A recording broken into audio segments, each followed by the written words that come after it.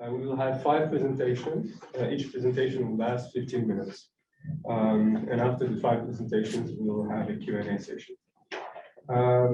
So our first speaker would be Rin Viet. They are an independent researcher specialized in the circulation of state asylum assessment data. Our second presentation will be given by Philip Fraud, Associate Professor at the University of Ottawa, and Benjamin Muller, Associate Professor at King's University College. Our third speaker is Rob Hainan. He's an Associate Professor at York University. And our fourth speaker is Ali Yamra. She's a PhD candidate at the University of Southern California. And finally, Daniel Pomumbo will be our fifth presenter. He's a PhD candidate at the University of Groningen. So without further ado, I will give the floor to our first speaker, Rin Viet. Awesome.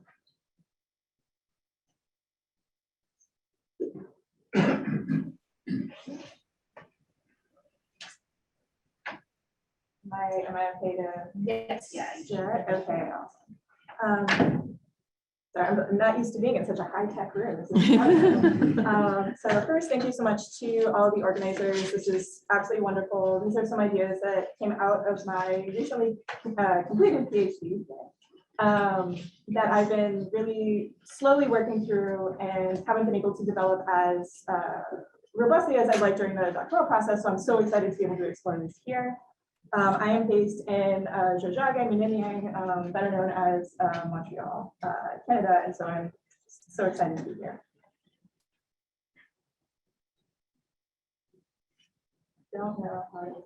Okay, I should go through this way. Over there.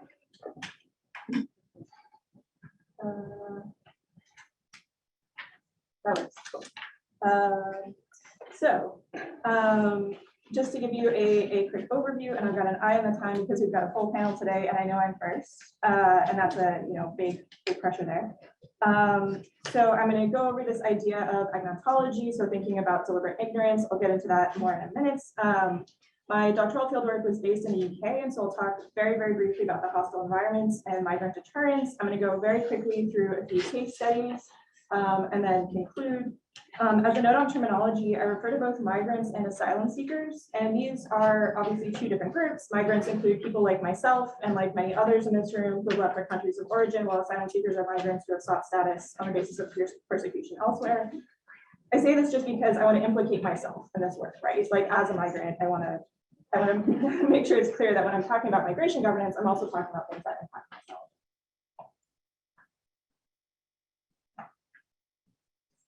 Oh, sorry. That's okay.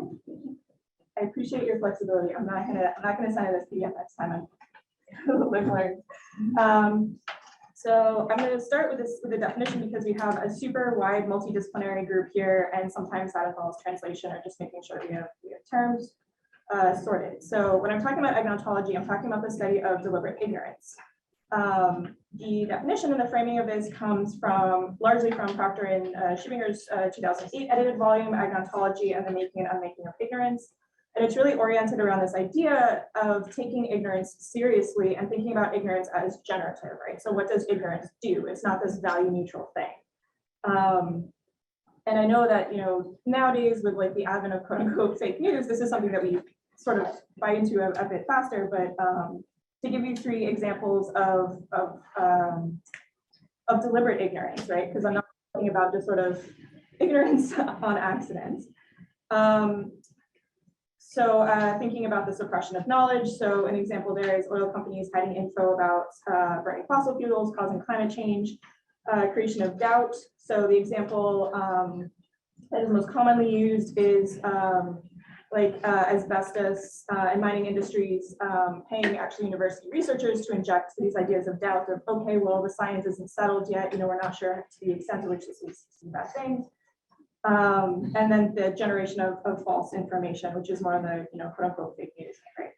So ignorance can do things as Canning notes, it can, ignorance can push the public in the case of migration to do things like not know about the difficulties migrants face. So when Victoria Canning uses this word or this phrase of orchestrated ignorance, It points to an understanding that ignorance is collective. And so I'm not saying here that there's this, specific singular deliberate policy, right? But that it's an orientation, it shapes the experiences of migrants, public feelings about migration, state approaches to border governance, and more. So I realize I'm starting off a conversation about datafication by saying like, the system is broken. Just maybe like, I don't know, making things a little bit more depressing than it ought to be, but next slide. So I really like this quote of agnontology does not describe the existence of systemic unknowns, but rather the production of systemic uncertainty through the undermining of the intellectual procedures used in the creation of knowledge. It employs the same epistemological procedures for creating knowledge and understanding, but with the opposite effect. And so here, I use this one just because I love going back to the text and that kind of researcher, but also just to again point to, I'm thinking of taking ignorance seriously as a kind of method, as a practice, and also pushing it a little bit further than past definitions of agnontology. Next slide. So super quickly, any conversation about UK border practices must include a brief outline of the quote unquote hostile environments, which I'm sure some of you are familiar with. And I think someone might be talking about it in the third session if I understood the abstract correctly. So it comes out of this early 2000s push towards migrant deterrence. It comes with an interview with the then Home Secretary Theresa May, who says, we're going to make the UK a really hostile environment to migrants. So the goal here is to make so difficult that particular migrants do not come to the UK or are pushed to leave if they're already there. And so this had a lot of different results ongoing, unfortunately, with the recent announcement that international students to the UK can no longer bring their families, which was a, I don't know, bizarre policy change, but anyway. The Windrush scandal, which was the result of the UK Home Office destroying landing card archives, which led to some people actually being deported who thought that they had leave to remain, some people being threatened with deportation, all sorts of horrible things. The hostile environment has led to further precarity of migrants just across the board, inaccessible healthcare, people who are worried about being flagged by the border, and also just really this turning of individuals and the public-private sector into border agents because they're required to check visas, they're required to do all these additional checks. Next slide. Super quickly. These are some of the questions that I've been wrestling with. Okay, like what does not knowing do? So for the state, what does this deliberate ignorance do?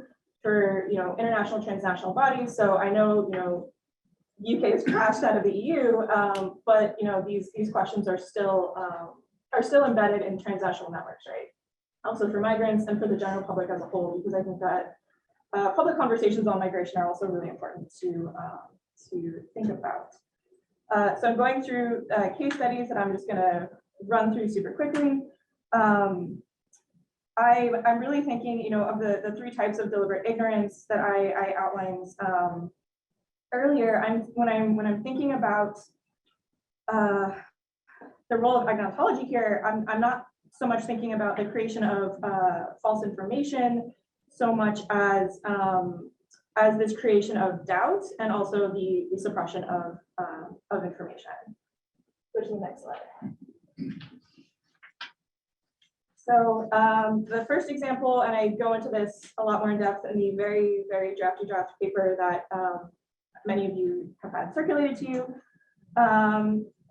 This very quickly, just in the interest of time, there's this policy and public discourse around like waves of migrants, and that's sort of what the UK is planning to make some kinds of policy around. The issue is that there hasn't been a count. So the Home Office hasn't actually tried to assess the total population, which they're supposed to be making policy around. And this, in a really interesting twist, a lot of this really great overview is in the Auditor General, because the Home Office has to be financially accountable, right? So that's sort of when it came to light. But what does it mean that you have these policies being made when there hasn't been a count of what they call the total legal population? So people have overstayed visas, things like that, since 2005, which is rapidly approaching 20 years ago. Next slide.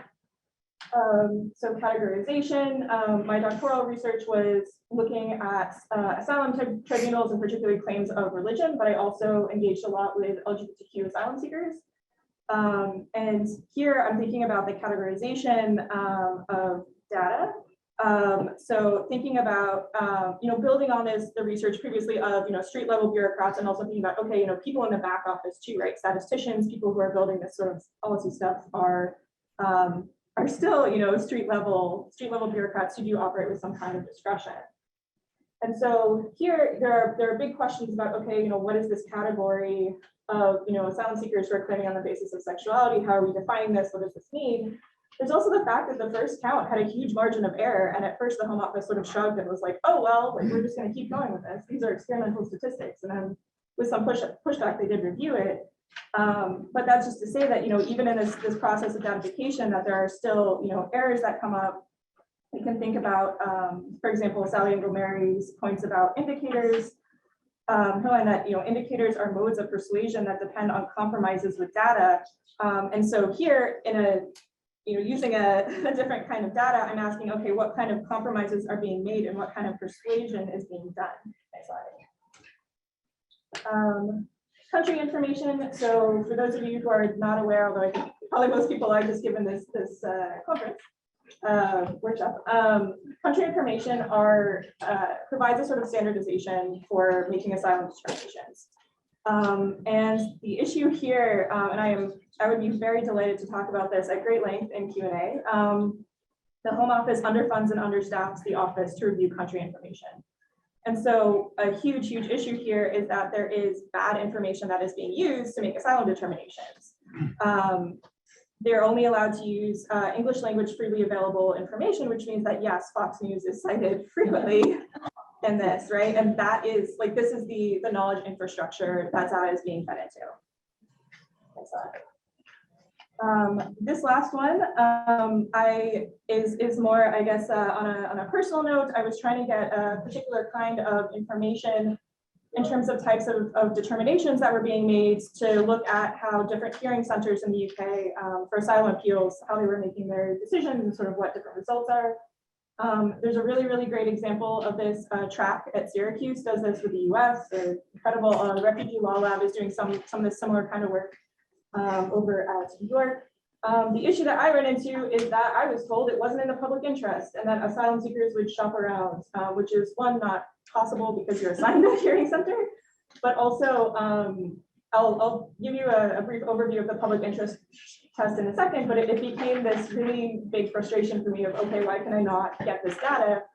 Why is this data being, held by the government? What can I do with it? And so there actually was a workarounds where I could figure out. Anyway,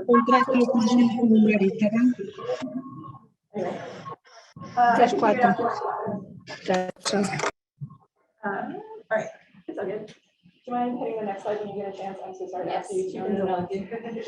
So this is super quick. Just some of the text that was sent back to me when I was told that it wasn't in the public, it failed the public interest test to release this this data on asylum determinations, different hearing centers. So I was told that a public interest test is not the same as what interests the public. And so it was, okay, well, the right to know must be balanced against the need to enable effective governments and to serve the best interests of the public. So it was this very sort of patronizing, we'll tell you what's best for you. And I think there too, thinking about, what does ignorance do? What does ignorance about how different hearing centers, different judges are giving, radically different results? What does that do for folks? Next slide. And I'm hoping that I've come to time. I've tried to go quickly, but some quick conclusions. Conclusions, or thinking about ignorance as a theme, as a thread, which is what I'm sort of trying to do here. So attention to deliberate ignorance, I argue, means more attention to how data is collected, how data is used, how it circulates, and more.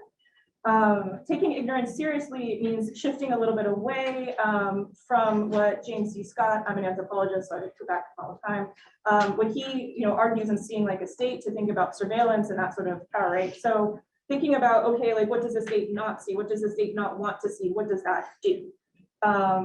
And additionally, okay, what does the state not want the general public or migrants ourselves, because I'm implicating myself in the right to see. So also, ignorance is something that is embedded in the implementation of all kinds of application practices, right? I also have a feeling in the third session we'll be talking maybe even sort of around the digital hostile environments as it's called in the UK. And so my point here is just, nodding to the deliberate ignorance that's, again, embedded in these knowledge infrastructures, that does something that, that's going to shape how this information is received. And that this ignorance in migration policy making, especially around data, unfortunately already exists. It's sort of already established.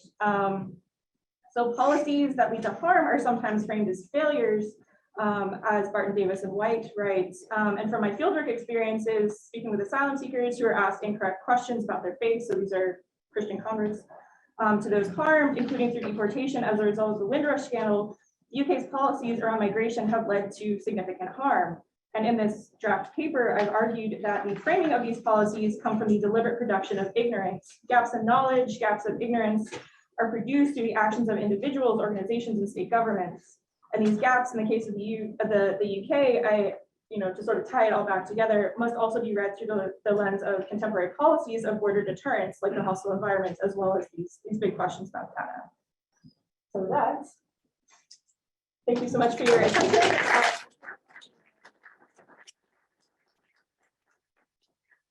Thank you, Rin, for reminding us that processes of datafications are sometimes deliberately incomplete, unpredictable, and imprecise.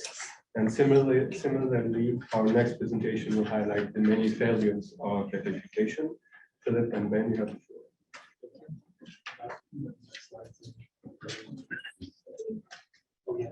I synthesized a few minutes ago.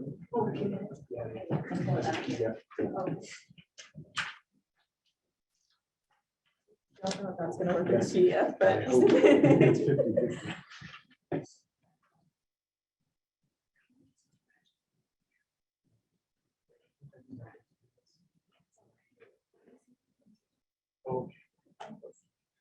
Okay. Oh, but the slides are a PDF file.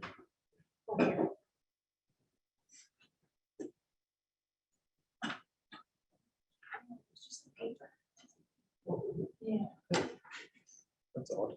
Okay. The one that said 43 minutes ago. Oh, sorry about that. That was a silly mistake on my part.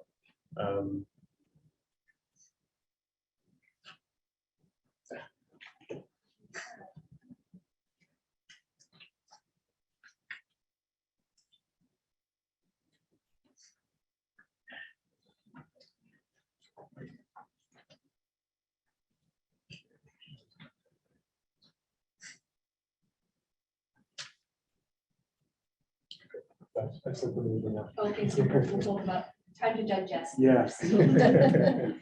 Sorry for the delay. The file name was almost identical. And I wrote the same vein. Okay. Yeah. So I'll kind of introduce the paper really quickly before while we get the slides queued up. The title of our paper is Varieties of Failure in the Datafication of International Borders. So to give a sense of where this paper comes from, perhaps in the meantime, we are particularly interested in this question of datafication, but also how it builds on some of the earlier work in migration management and border management that we've been interested in our own careers, Ben and I. So Ben has spent a lot of time looking at biometrics and trusted traveler programs in particular. I've also been interested in biometrics and border management in the West African context. And so the way that this paper came about was not only are we involved in a CERC funded project together on this question of datafication specifically around the Canadian border, but we're also interested in the questions of why these technologies continue to fail and what these failures can tell us about responsibility, accountability, but also in terms of how we critique security and border technologies more generally. Thank you very much. I'm sure the clicker will work. Let's see. Aha, good.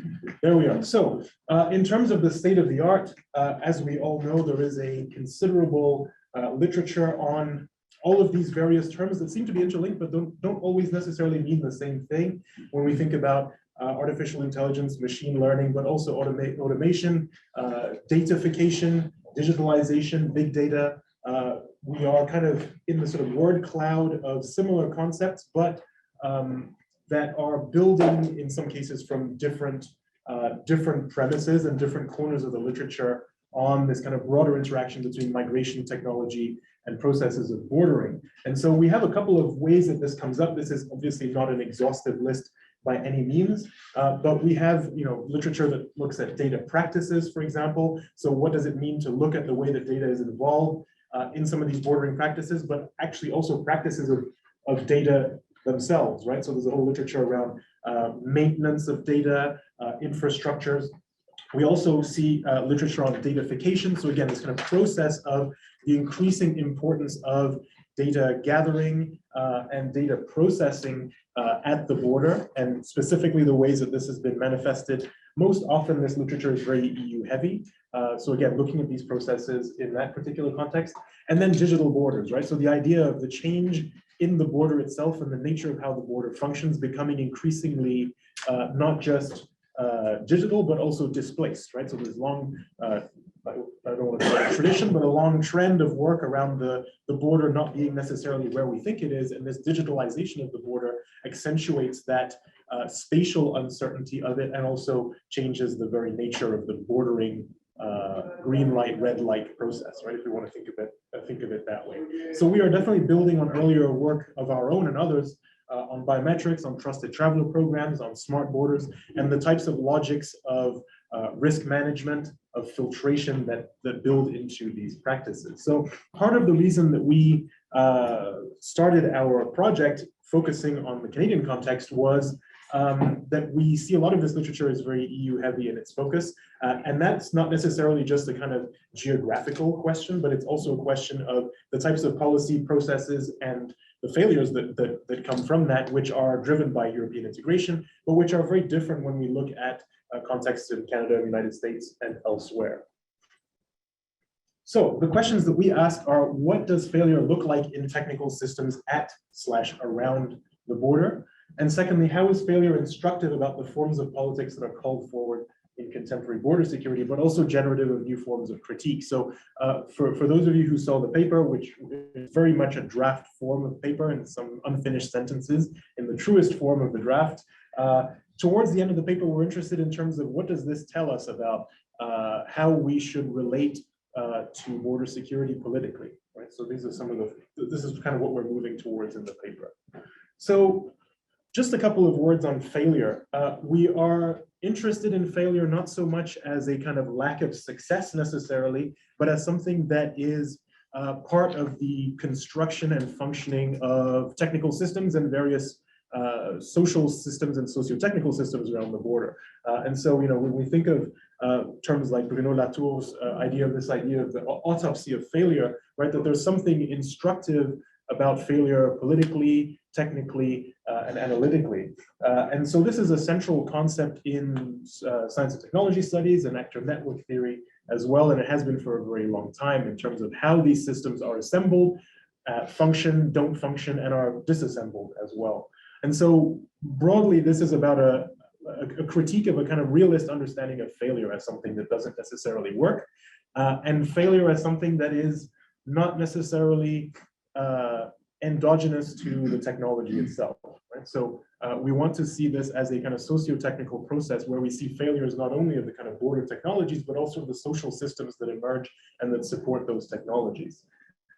So there is a lot of literature on failures at the border, failures of border technologies and identification technologies. So I've cited here Shoshana Magnet's work on biometrics, which is very instructive and systematic in terms of looking at how do these technologies fail, but not only on a technical and kind of software level.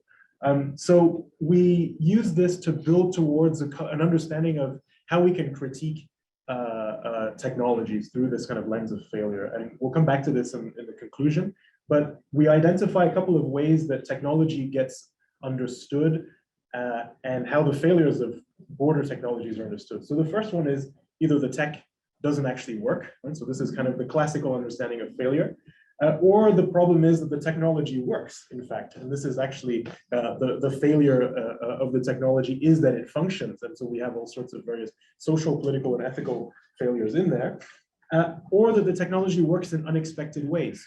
This is something that we see, for example, in the immigration system, where you have data collection that is intended for one particular purpose, but in fact serves secondary purposes, right? So the technology works, but not in the ways that was intended, and produces then some types of social failures along the way.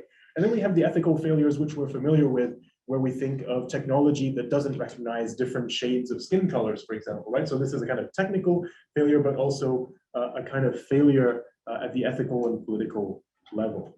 So I will hand over to Ben for a discussion of temporary foreign workers and COVID-19 data. All right, thank you. I'm going to start by picking up on Rina's points that what the state does or doesn't want us to see. And I think the case of temporary foreign workers in Canada was one of these instances where it's something the state doesn't want us to see. And the datafication of something else, in a sense, caught up temporary foreign workers in a datafication process. I also just want to say thank you for hosting this, hearing Koen's point at the beginning about digital migration studies as like a thing.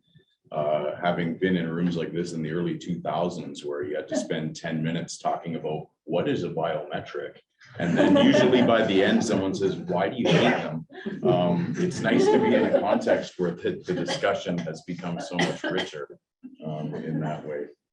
So in the Canadian case, we have had temporary foreign workers that have been integral, in fact, necessary for our agricultural system for a very long time. And the numbers, as you can see, are kind of 50 to 60,000 annually, predominantly focused in Ontario and British Columbia, and then sort of distributed a little bit less elsewhere. During COVID, what happened is there was a kind of obsessive datafication of COVID cases in Canada, as there was in many states. And what happened is there were sudden, basically incongruities, where suddenly COVID cases appeared to be very high in places where, at least for many folks, they would look at those sites and say there don't appear to be large populations there. Why are COVID cases so high? What's going on in Windsor? Why is everyone in Windsor have COVID? Well, it turns out what it exposed was not only the prevalence of temporary foreign workers, so a space like Leamington, where there's in fact a Mexican consulate, that not only their presence, but also the way in which they live. And so the fact that they are often in very close quarters, and historically, when they have suffered any kind of health issues, they have been sent back to their country of origin. Conditions under COVID made that impossible. And so this was a kind of inadvertent failure, in a sense, where something was datafied and suddenly it exposed a whole series of other issues. And I think it also speaks to the earlier point that increasingly we can't understand any portion of migration, whether we're talking about the kind of irregular, forced, or others, outside of technology, that it is technology. It's sort of analogous to when, at one point during the second invasion of Iraq, when the US decided the military would shut down its use of any kind of social media, and then they could only do it for a day because actually the military couldn't function anymore. Because it is digital tech, it is data, and that's how it functions. And I think this exposed to us that that's the same. We can't talk about migration without technology. It's just part of it. And this is one of those ways in which it kind of came in, and what Walters calls a kind of deportation class that we now suddenly had data for, that of course the state, the last thing it wanted to do was actually open that up. Right. Like you had touched on. Magical touch. So the second case we look at is the use of artificial intelligence, or what gets called artificial intelligence, in the Canadian immigration system. I think, as has been very well reported in the last couple of years, there are gigantic backlogs in the Canadian immigration system, not only for short stays, but also for permanent residency applications and many other forms of entering and living in Canada. And so what we see in the immigration system is an attempt to use increasingly, not necessarily automated, but increasingly data-intensive methods to try and increase processing times, and also continue this kind of broader trend of digitalization within the system. So again, fingerprinting, for example, has been routine for Canadian visa applications since 2018. And so this is part of this kind of broader thrust around the increasing use of biometrics, but also other data techniques within the system. And so one thing that we focus on in the paper is the use of what gets called advanced data analytics for temporary resident visas in New Delhi and in Beijing, which are two very, very busy visa application centers for temporary residency in Canada. And so the question here is, what is the degree of automation that is happening within this system? And so there is a considerable emphasis within Immigration, Refugees and Citizenship Canada around trying to make the decision as easy as possible for the border guard. And so what is happening is, in fact, a triage system which IRCC insists is around eligibility rather than admissibility, right? So there is an attempt to kind of address the fears that it may actually be an automated decision-making process. In fact, it is decision-making, but it's not an immigration decision that's made in an automated way. So what happens is there is a software that is used to triage applications around eligibility, which are then presented to the visa officer. This is building on existing technologies within the immigration system in Canada, including the global case management system, which is a kind of glorified Excel spreadsheet. But as we know, in the Excel spreadsheet, you can keep adding rows and rows and rows and columns of data. And this is what's happening broadly within the immigration system, is an increasing amount of data collection in order to someday in the future have new data points with which to assess various correlations, for example, between education and visa refusals. And so there is also a kind of just-in-case data collection that is happening within the immigration system, not only around temporary resident visas. So there is some internal critique as well around this, especially in the context of Black Lives Matter and protests around racial justice in 2020, and also broader moves within the federal government in Canada around equity and diversity. Staff within the immigration department have been quite critical of some of these moves towards the use of automated technologies in terms of the potential for them to embed racist assumptions or embed the conclusions of past data into future decision making. So again, I think this question of failure is important to consider when we think about the internal critiques that are going on of these technologies. Conscious of time, I'm going to be really quick here. So what's happened as we've developed our project, this particular research, is that our third and fourth case have started to meld together. So this is a little bit of a kind of genealogy of like US Visit to Office of Biometric Identity Management to now CBP1 app. And it's hard not to also understand ArriveCAN app within that architecture. And to sort of like the spoiler, what's kind of one of the ultimate points here is that policy isomorphism is increasingly, it's obvious that it is untethered in any way from the demonstrable benefits of the technology itself. So basically, the simple thing is we copy for reasons that have nothing to do with whether what we're copying is useful, effective, or not simply a bundle of failure. I think we saw that announcement just the other day by Transport Canada to talk about kind of streamlining some of the mobility within Canadian airports for trusted travelers to have streamlined pre-screening, security pre-screening in our airports. There's no demonstrable data that shows us that this has been some sort of silver bullet for US airports. Those of us who have been in US airports can clearly see that from our own empirical data gathering and participant observation. And so we've done that. And so in this case, we see this evolution to an increasingly kind of appification, if you will. And this is for us kind of emerging into actually another project that we're looking at more specifically, where there's a kind of downloading to the individual. So it's your choice to enroll or not. As one reporter said, CBP1 kind of works like open table. So you sit there trying to get your reservation to the fancy new restaurant that just opened, but you can never get in. Every time you're not on there early enough, someone got that table. That's what happens with CBP1. Of course, people don't realize that. So they're just trying to access it and that day's quota has been met. Or they're not close enough to the border, but it doesn't tell them how close to the border they need to be to use the app.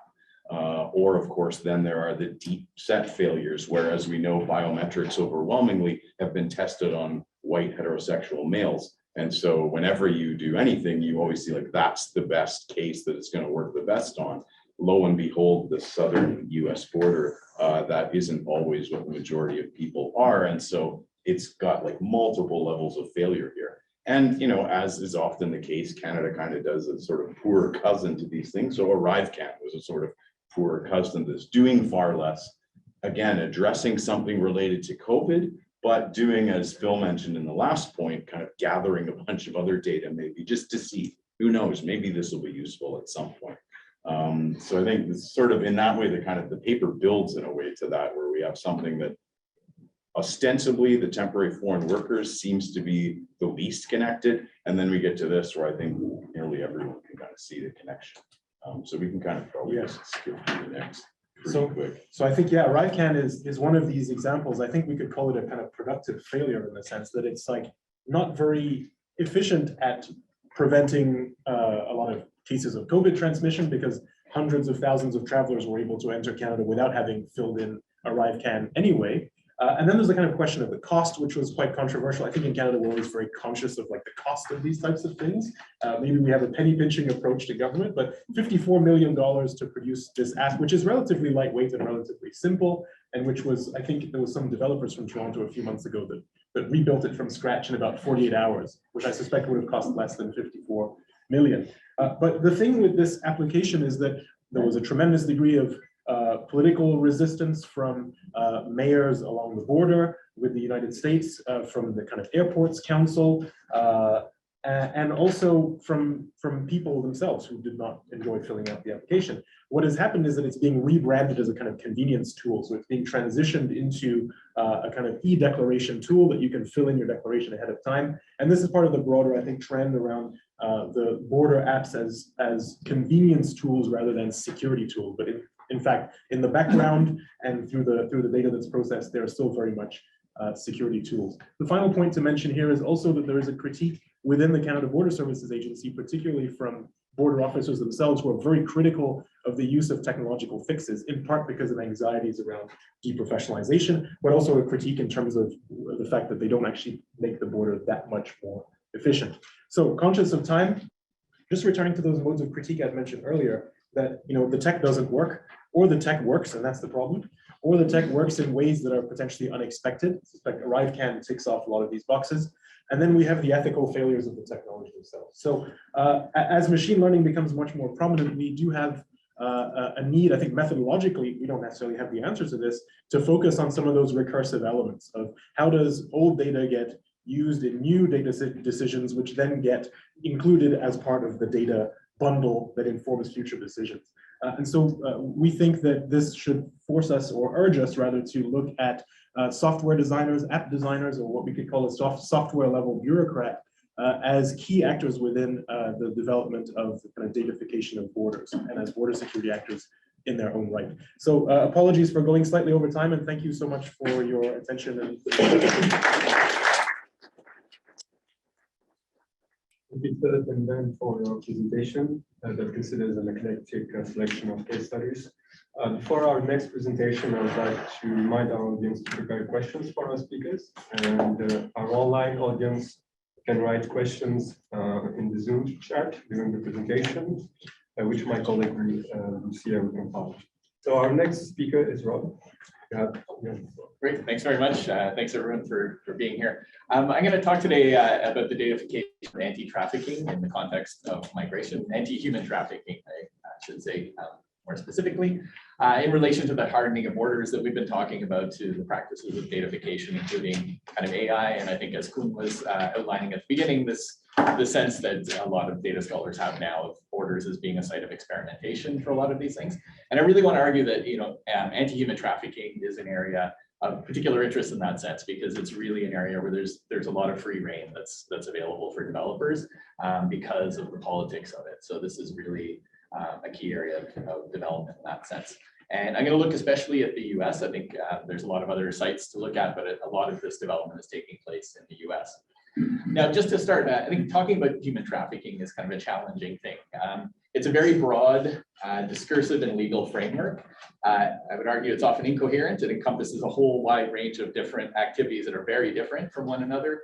It can be often very contradictory, and it pushes a very deeply kind of emotive, and I would argue often not very evidence-based kind of politics and conceptions of interventions. And I think a lot of that emotive power is because trafficking gets conflated with sex work in general, and especially through the term sex trafficking, which is a term that migrant justice and sex worker advocates argue is misleading and stigmatizing. and really reflects the kind of anti-sex work politics that a lot of the anti-trafficking movement comes out of. And in the US especially, this is the legacy going back to the 90s at least of kind of strange coalition between radical segments of the women's movement and right-wing evangelicals who became increasingly close to the state. And at the heart of this kind of approach is the politics of rescue that I have in the title as well, that draws on kind of a common description of trafficking as modern day slavery, which then sees anti-trafficking as a kind of abolitionist politics in that sense. And I think a lot of the criticisms that have come from academics and activists, migrant justice activists, sex worker activists, and so on, stress instead that rather than a politics of rescue, it increases precarity and risks of violence for migrants, for sex workers, especially for migrant sex workers, and really legitimizes police and security-based responses to the things that are being talked about.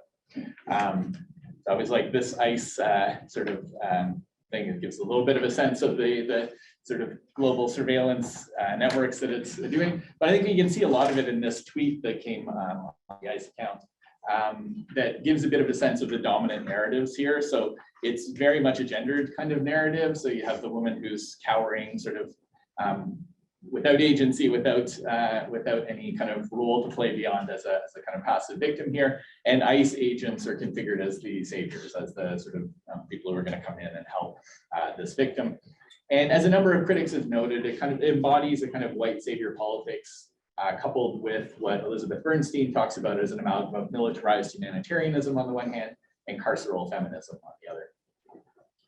So this is the sort of starting point that I would take from this. And I want to just make a few comments about US policy and anti-trafficking and this legitimation of a lot of bordering practices in the US through anti-trafficking interventions. And I think also in the US, anti-trafficking is served increasingly as a way of exporting policy. So as a couple of people mentioned, I think this sort of globalization of the border, this externalization of the border happens increasingly through this. And it means that a wide range of agencies and programs in the US government have anti-trafficking elements within it, so that it becomes embedded across the government in this whole of government kind of approach. And most of them are tied then to border security, to policing, and so on. And in a lot of them, anti-trafficking programs call for greatly expanded data collection and analysis as part of this. So this is something that's in this broader context of externalization of borders more. And it aligns US border policy with that of other countries in various ways.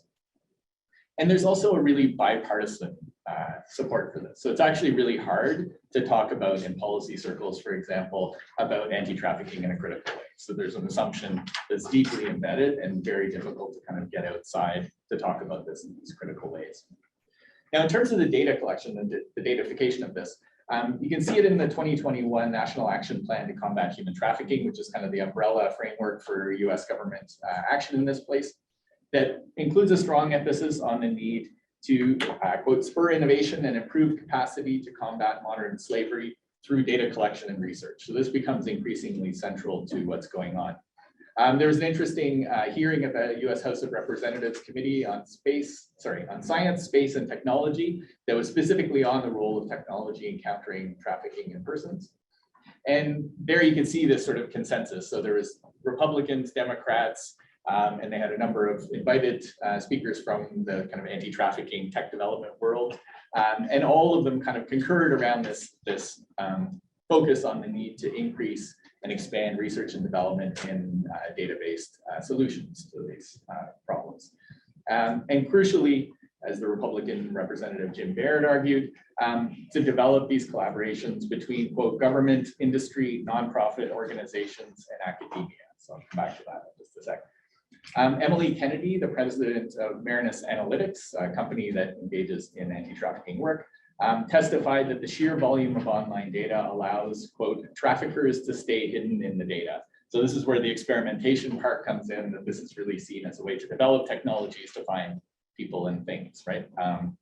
And the solution that all of these actors sort of put forward is more data collection, and especially a ramping up of research and development into machine learning or AI kinds of solutions.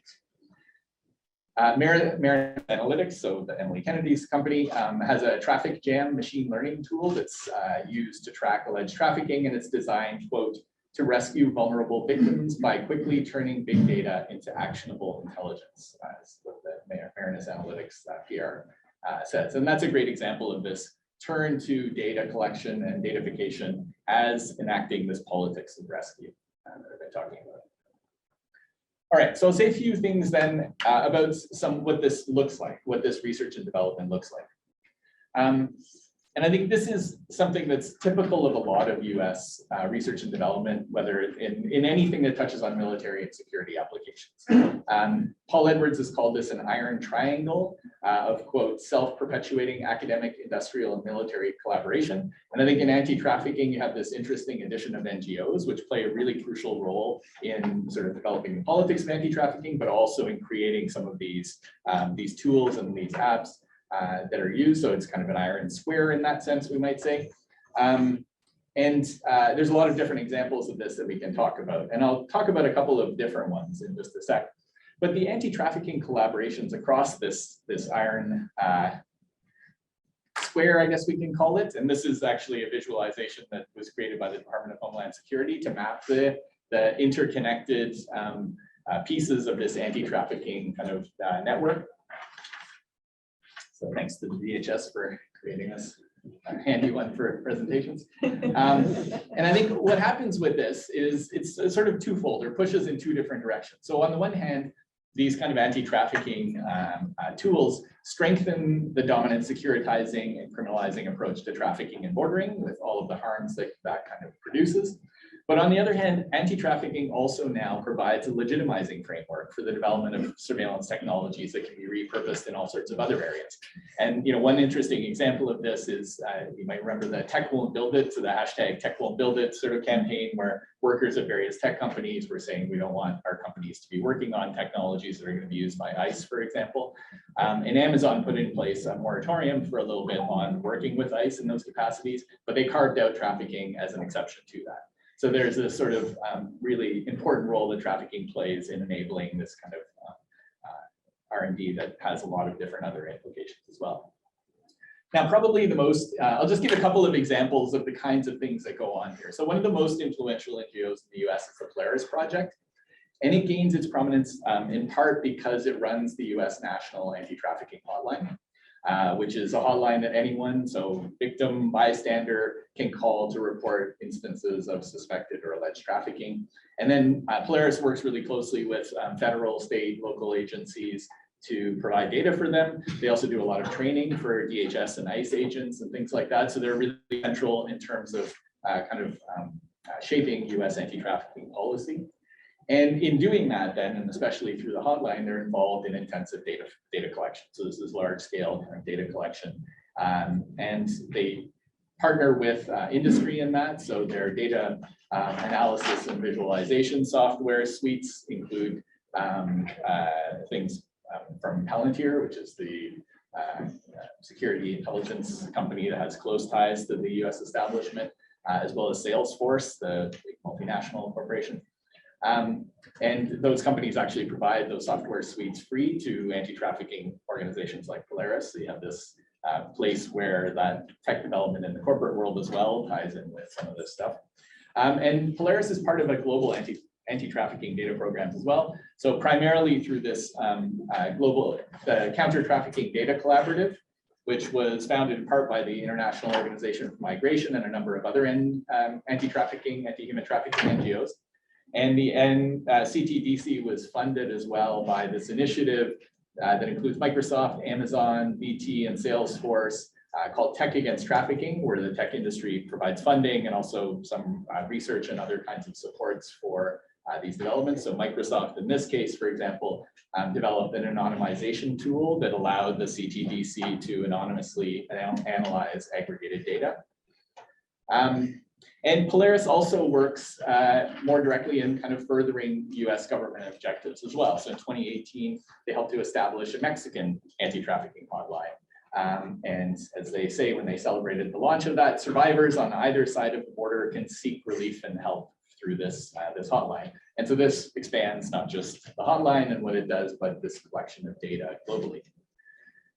So this gives hopefully a bit of a sense of some of the collaborations that take place around this kind of stuff. When it comes to the automated or the artificial intelligence side of things, which I think is increasingly important, as I said, the central kind of, or the most important development in that sense was the MEMICS program, I think.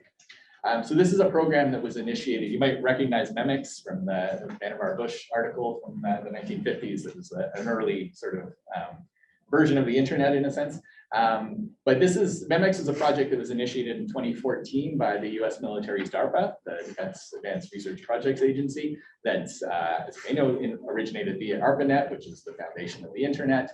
And they do a lot of this kind of basic research that brings these collaborative networks together. And so MEMICS involved DARPA itself and other military agencies, NGOs, academic researchers, and corporate researchers to develop a suite of systems to track online content, and specifically in this case, to track online content on the deep or the dark web. So this is obviously a tool that would have a lot of different implications or uses in other areas as well. But in the words of Wade Shen, the program manager in DARPA's Information Innovation Office, what we're looking for is online behavioral signals in the ads that occur in these spaces that help us detect whether or not a person is being trafficked. So that's the goal of this MEMICS project. And they use a lot of different tools for this large scale surveillance. So biometric face recognition was one, text recognition. One account gave the number of images in the MEMICS database is 400 million. So it was a very large scale sort of collection of images, of text, and so on. And the technology developed by MEMICS continues to shape anti-trafficking work today. So it actually ended officially in 2017, but it's continued to echo on after that. So part of it is that it's being used as a suite, as a tool to track alleged trafficking. So the Manhattan District Attorney was especially at the forefront of this. So they refigured their anti-prostitution work as anti-trafficking. And that had huge implications for migrant sex workers in particular. So there's a New York migrant sex worker organization, Red Canary Song, that was actually formed after a police raid where a worker died falling out of a window. And they stress, the kind of resulting precarity and danger for migrant sex workers in particular, sex workers and migrants more broadly as a result of this shift. Now, another example, and this ties in again the corporate NGO sort of connections. There's an NGO, an anti-trafficking NGO called Deliver Funds that's staffed primarily by former military and security personnel. And there's a lot of actually anti-trafficking organizations who sort of foreground the fact that they have old ex-Navy SEALs and ex-CIA agents working for them and things like this. So there's a lot of interconnections. And Deliver Fund uses technology developed by the company Giant Oak, which was based on MEMICS research. Giant Oak's founder has this long history as in the military, worked for DARPA, worked for Customs and Border Protection, and then founded the company Deliver Oak, also has a bit of an academic bent. And at the heart of Deliver Fund's work is the creation of the International Human Trafficking Analysis Center, which they claim is, quote, the largest analyst curated human trafficking database in the United States. So this is this kind of privatized sort of anti-trafficking database. The military roots are clear in the description of Deliver Fund's work given by their chief of analytics, Cara Smith, in a 2021 interview, where she says, what we've done is we've taken our methodologies of how we were hunting terrorists overseas and moved them over to counter human trafficking. So we were so good at fighting terrorism. It goes on a little bit longer. I hope I'm okay for time. I forgot to note the time, but 2 minutes. All right. So I'll be quick here at the end. I wanted to kind of pull out some of the implications. So hopefully we get a sense a little bit of the kind of context in which this anti-trafficking, datafication, and tech development has been happening. I think the link to counterterrorism, and especially this claim of the success of US counterterrorism operations, kind of points to the grounding of anti-trafficking work in larger neo-imperialist and racist global dynamics. And anti-trafficking then really is integrated increasingly into bordering practices more broadly, legitimizes and expands the kinds of datafication and technological development that happens there. And just a few things that I'm interested in as I'm exploring this further. So this is, a somewhat newer project for me. And Looking especially at how these database and automated anti-trafficking technologies work in practice is really important. I think I've looked a little bit at internet-based tools, and I think that's one of the key ways in which these developments are happening. Another key area is banking and finance, and so there's a lot of integration with state regulatory agencies, banks, and a number of tech companies and things like that around tracking financial data, which again cuts both ways, right? Has a huge impact on this anti-trafficking work, but also then has all sorts of other repurposing possibilities in that sense. I'm interested especially as well in the ways in which citizen surveillance plays a role in anti-trafficking. So I kind of touched on that briefly, but there's a lot of parallels with the kind of if you see something, say something campaigns that in sort of counterterrorism work. So there's a lot of programs for enlisting workers in industries like hotels, airlines, and so on into the anti-trafficking data collection effort and surveillance effort. And so that's a really important, I think, area that works. And I think especially important is to understand how these automated anti-trafficking systems encode dominant conceptions of trafficking, of victims, of perpetrators, and so on in the design of the technologies themselves. So things like how are the training data sets that are used labeled? You know, if you're doing work in this kind of field of AI, data labeling is really important. How does that happen? What kinds of conceptions are encoded in there? And a lot of critical data work now emphasizes, you know, how that's where biases and particular understandings of things get encoded into the technologies, and once they're automated and black boxed, obviously they kind of run out of any direct control. Jennifer Suchland argues, might have forgotten to click this once or twice. So Jennifer Suchland argues that in general, work anti-trafficking, anti-human trafficking work is focused on defining and deciphering the proper individual victim. And this, I think, is exactly where this question of the design of technological systems is key, because a lot of these data systems are about classification. It's about reading, as the quote from Wei Chen said, behavioral signals out of this mass of data. And so this is what we want to think about is, you know, what are the ways in which this is happening? And in turn, what is the impact on those interpolated by these systems? And there's actually a lot of organizations that are doing work, and especially sex worker-led, migrant-led organizations. So I'll just mention a couple of examples. There's a data collective called Hacking Hustling that is involved in this. The Global Alliance Against the Traffic in Women, the network of sex work projects, which is a global network, as you can see there. Toronto actually has one of the more prominent organizations in that respect called Butterfly that does a lot of work with Asian migrant sex workers in particular. And is, you know, all of them are very critical of these politics of rescue that get embedded in these systems that increase the risk of precarity, risk of exploitation, the potential for violence in these workplaces. And so I'll leave it at that. Thanks.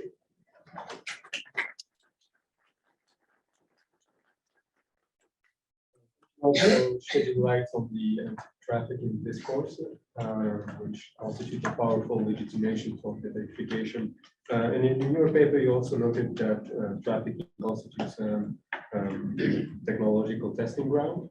So our next presentation will consider another field of technological experimentation. Ali, you have the floor. Just like I'll remember this point.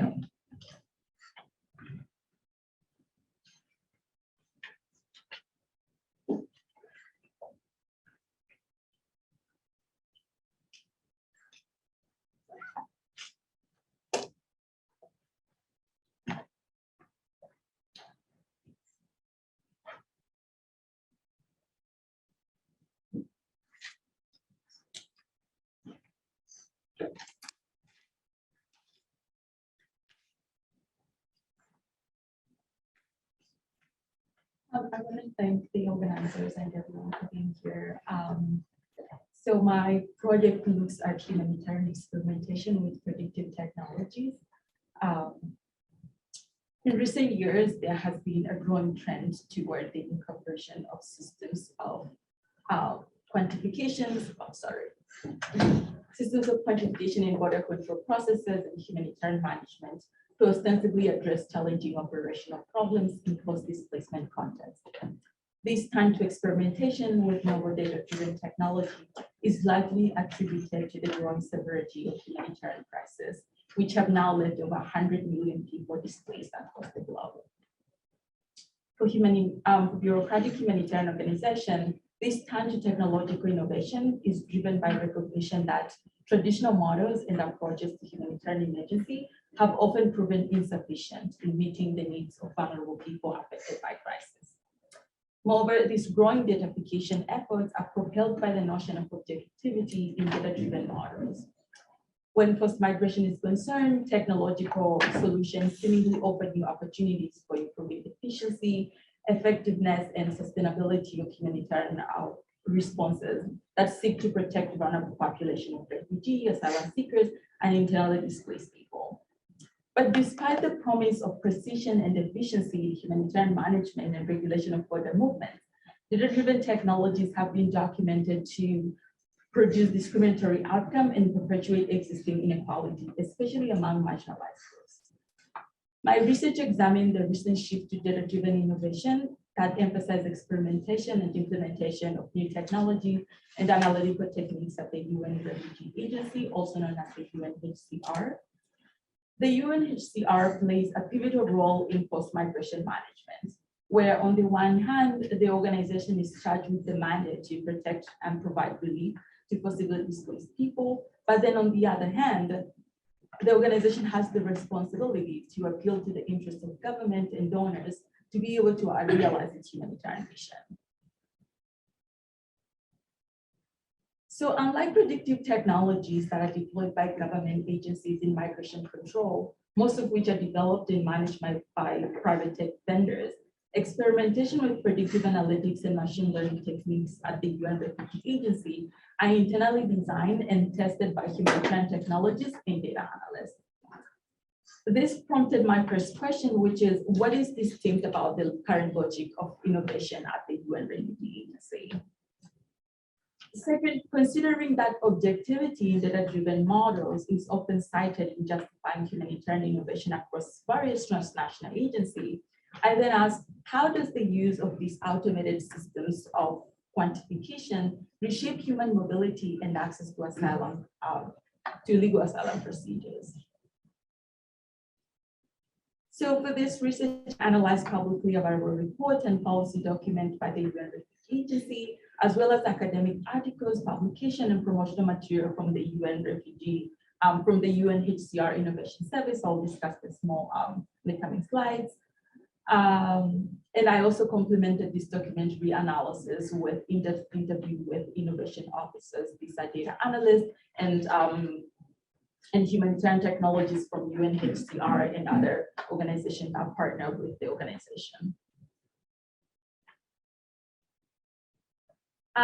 My analysis draw on science and technology study, critical data and algorithm studies, migration and border study to understand the dynamic of data innovation and experimentation with predictive technologies in humanitarian management and border control.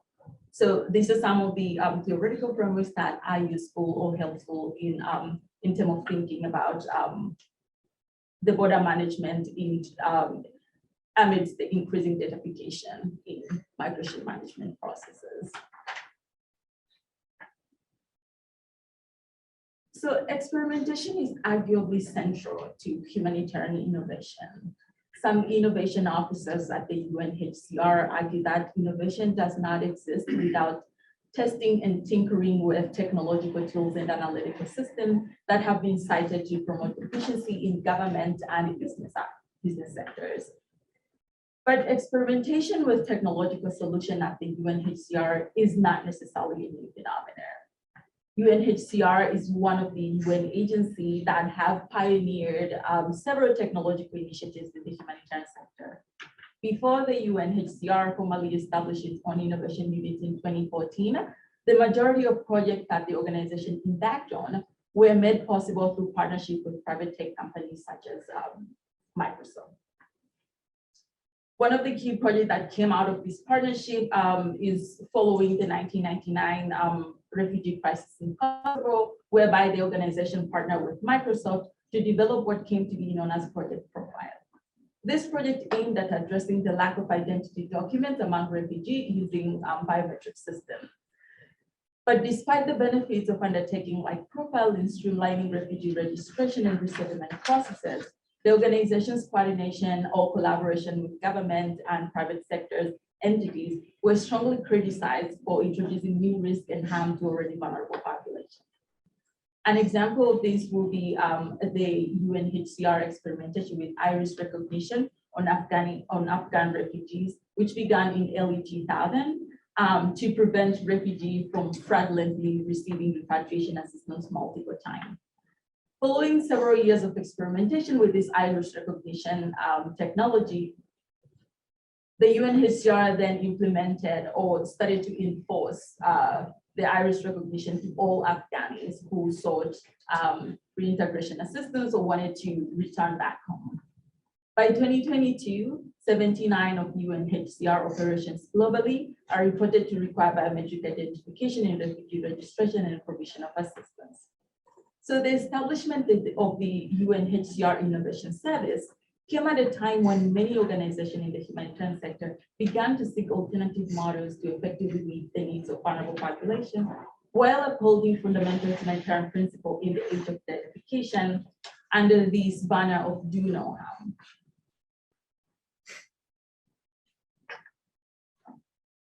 So some of the innovation service current projects that are focusing on big data and artificial intelligence include Project Jetson. This is a predictive analytic experiment that sought to understand migration pattern and forecast refugee movement at and across border. Jetson came to place in 2017 following a request from a field operation in Dolo Ado, which is the Ethiopian southern border to Somalia. And this operational office sought a robust tool to predicting exactly how many refugees will be arriving at one point in time at the border. With Jetson, the innovation team first turned to weather data, conflict-related data, and historical data on migration in Somalia due to the country's deep history of forced displacement. According to data analysts at the Innovation Service, Project Jetson was one of the early efforts to understand how predictive analytics can be used to forecast humanitarian needs. Following its so-called success in anticipating border movement up to 3 to 4 weeks in advance, the innovation team tried to implement an iteration of Jetson in Brazil and Venezuelan border. The innovation team emphasized that data-driven systems are crucial for the UNHCR as they help the agency to produce better evidence on which to base their decisions. Other predictive experimentation include the epidemic simulation modeling of COVID-19 in refugee setting. This was a joint initiative between the UNHCR Innovation Service and it was implemented in the Cox's Bazar refugee camp in Bangladesh to simulate the movement of refugee and daily interaction to fight the spread of coronavirus in the camps. Another one is what is known as the text analytics for online hate speech monitoring and protection, which use social media data and machine learning models to detect xenophobia against refugees in host countries. So drawing on publicly available documents and in-depth interview with members of the Innovation Service, I found that the UNHCR justified its recent experimentation with novel analytical systems and automated tools on the ground of efficiency in humanitarian logistical operation and effectiveness of numbers in humanitarian advocacy.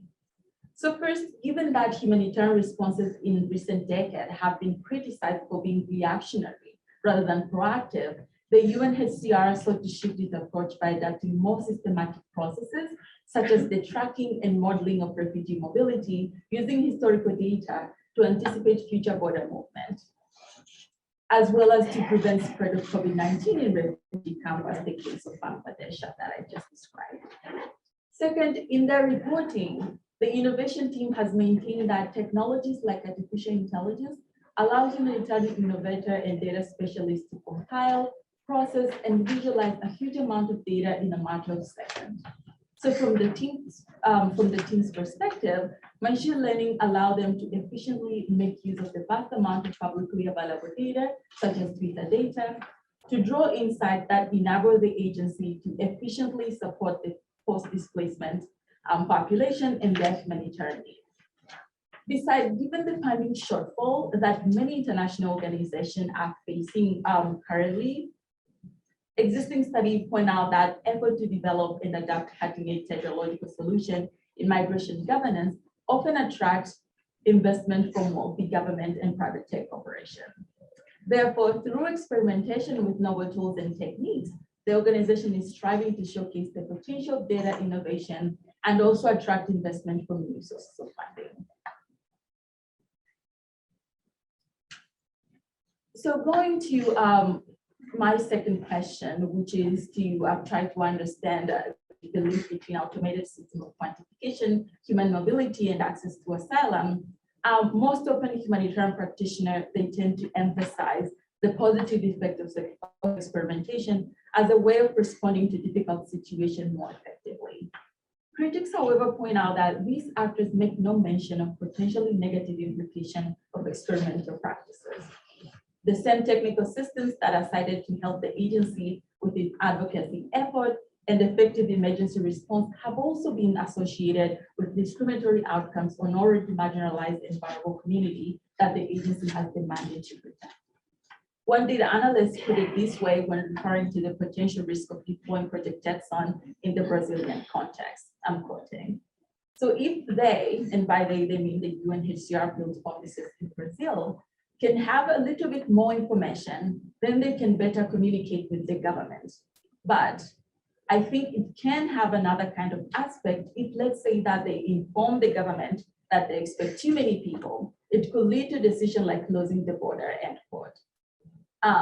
This could aptly describe the ambiguous function of the UNHCR Innovation Service with data analytical systems and automated tools in migration management. Technologists at the UN Refugee Agency justify the uses of this novel technology under the aegis of more secure and less risky humanitarian tools. So unlike the automated tools that government use in surveilling and tracking displaced people, the predictive technologies the UNHCR is developing and using are in-house and ostensibly centered on assisting and protecting vulnerable people on the move. During the interview, data analysts at the Innovation Service explained that Jetson, for example, has been kept as an internal project, whereby only the UNHCR official have access to predictive models and the data that is being used. Another way the innovation team defend experimentation with predictive technology is on the ground that Innovation Service undertake design processes with a focus on human rights and ethics to ensure the link between people and data is understood, recognized, and respected. Predictive systems at the UNHCR are thus justified as being more secure and just as they are developed by humanitarian technologists who have much dedication to the mission and mandate of the agency. But critical scholarship on humanitarianism and border security remind us that the existing power symmetries between the global core and periphery, when existing power symmetry between the global core and periphery are concerned, humanitarian data innovation can amplify instead of producing the link between humanitarian practices and the existing political dynamics. The operationalization of border control processes with projects such as Jetson and its iteration leaves open the possibility for potential host government to extend their reach to plausibly make it difficult for asylum seekers to cross the border, let alone obtain asylum. So rather than promoting the rights of refugees, the tracking of migration pattern and prediction of border movement by organizations such as the UNHCR can expose already vulnerable subjects to unforeseeable sources of harm. Therefore, when humanitarian data innovation is helpful in streamlining logistical processes and bolstering the humanitarian mission of the UNHCR, by rendering border movement eligible to artificial intelligence techniques, the organization is fostering efforts to restructuring borders into more complex and selected entities. Thank you.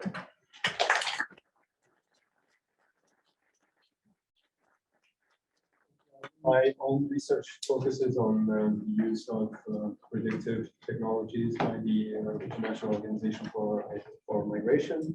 And it's fascinating to see the similarities in how both organizations legitimate their use of technology as being efficient and also life-saving.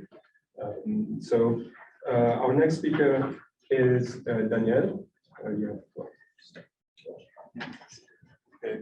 Hi everyone, and I also want to thank all the great contribution that have been done so far, because they provide a very helpful framework actually for starting my presentation as well.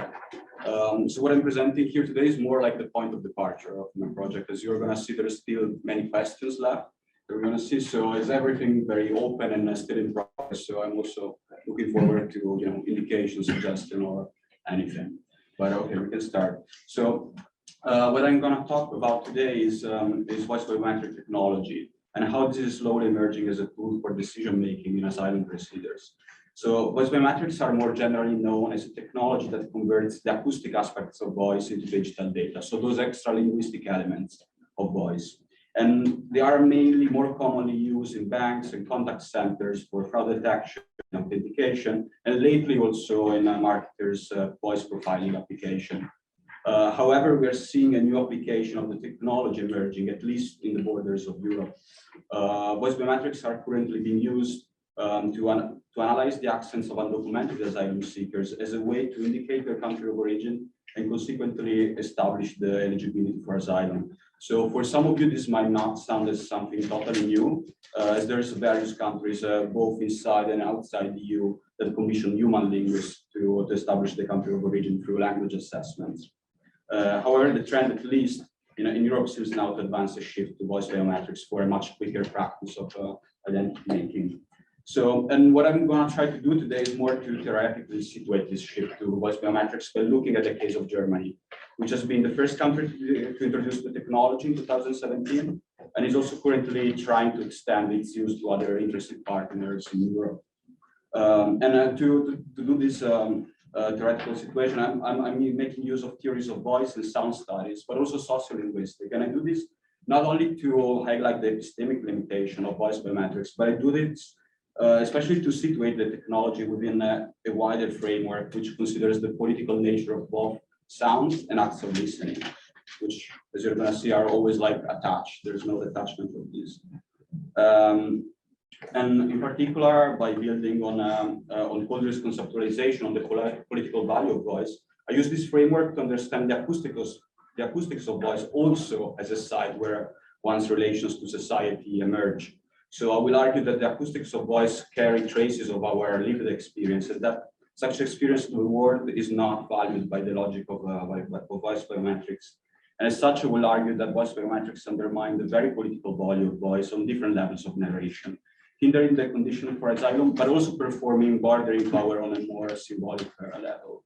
But I hope this will become more clear, less abstract towards the end of the presentation. So, voice scholar Nina Heitzheim says that when we listen to voices, we formulate the acousmatic question: who is this? Who is speaking?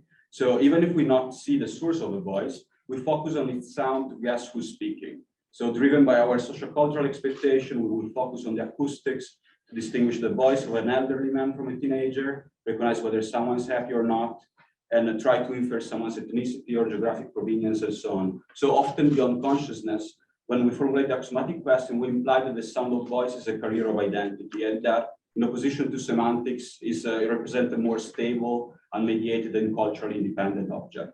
So the acoustics of voice become a sort of object that we scrutinize to recognize someone's identity by projecting a socially constructed vocal categorization of race, gender, class, and so on. However, studies of voice and sociolinguistics have revealed how voice is still a very fluid phenomenon. So speakers continuously and most often unconsciously change and self-adjust the way they vocalize according to the various communities of belonging. So we notice this, for example, when we go live or stay for some time in different places to those we are originally from, right? So we notice that also the way we speak changes.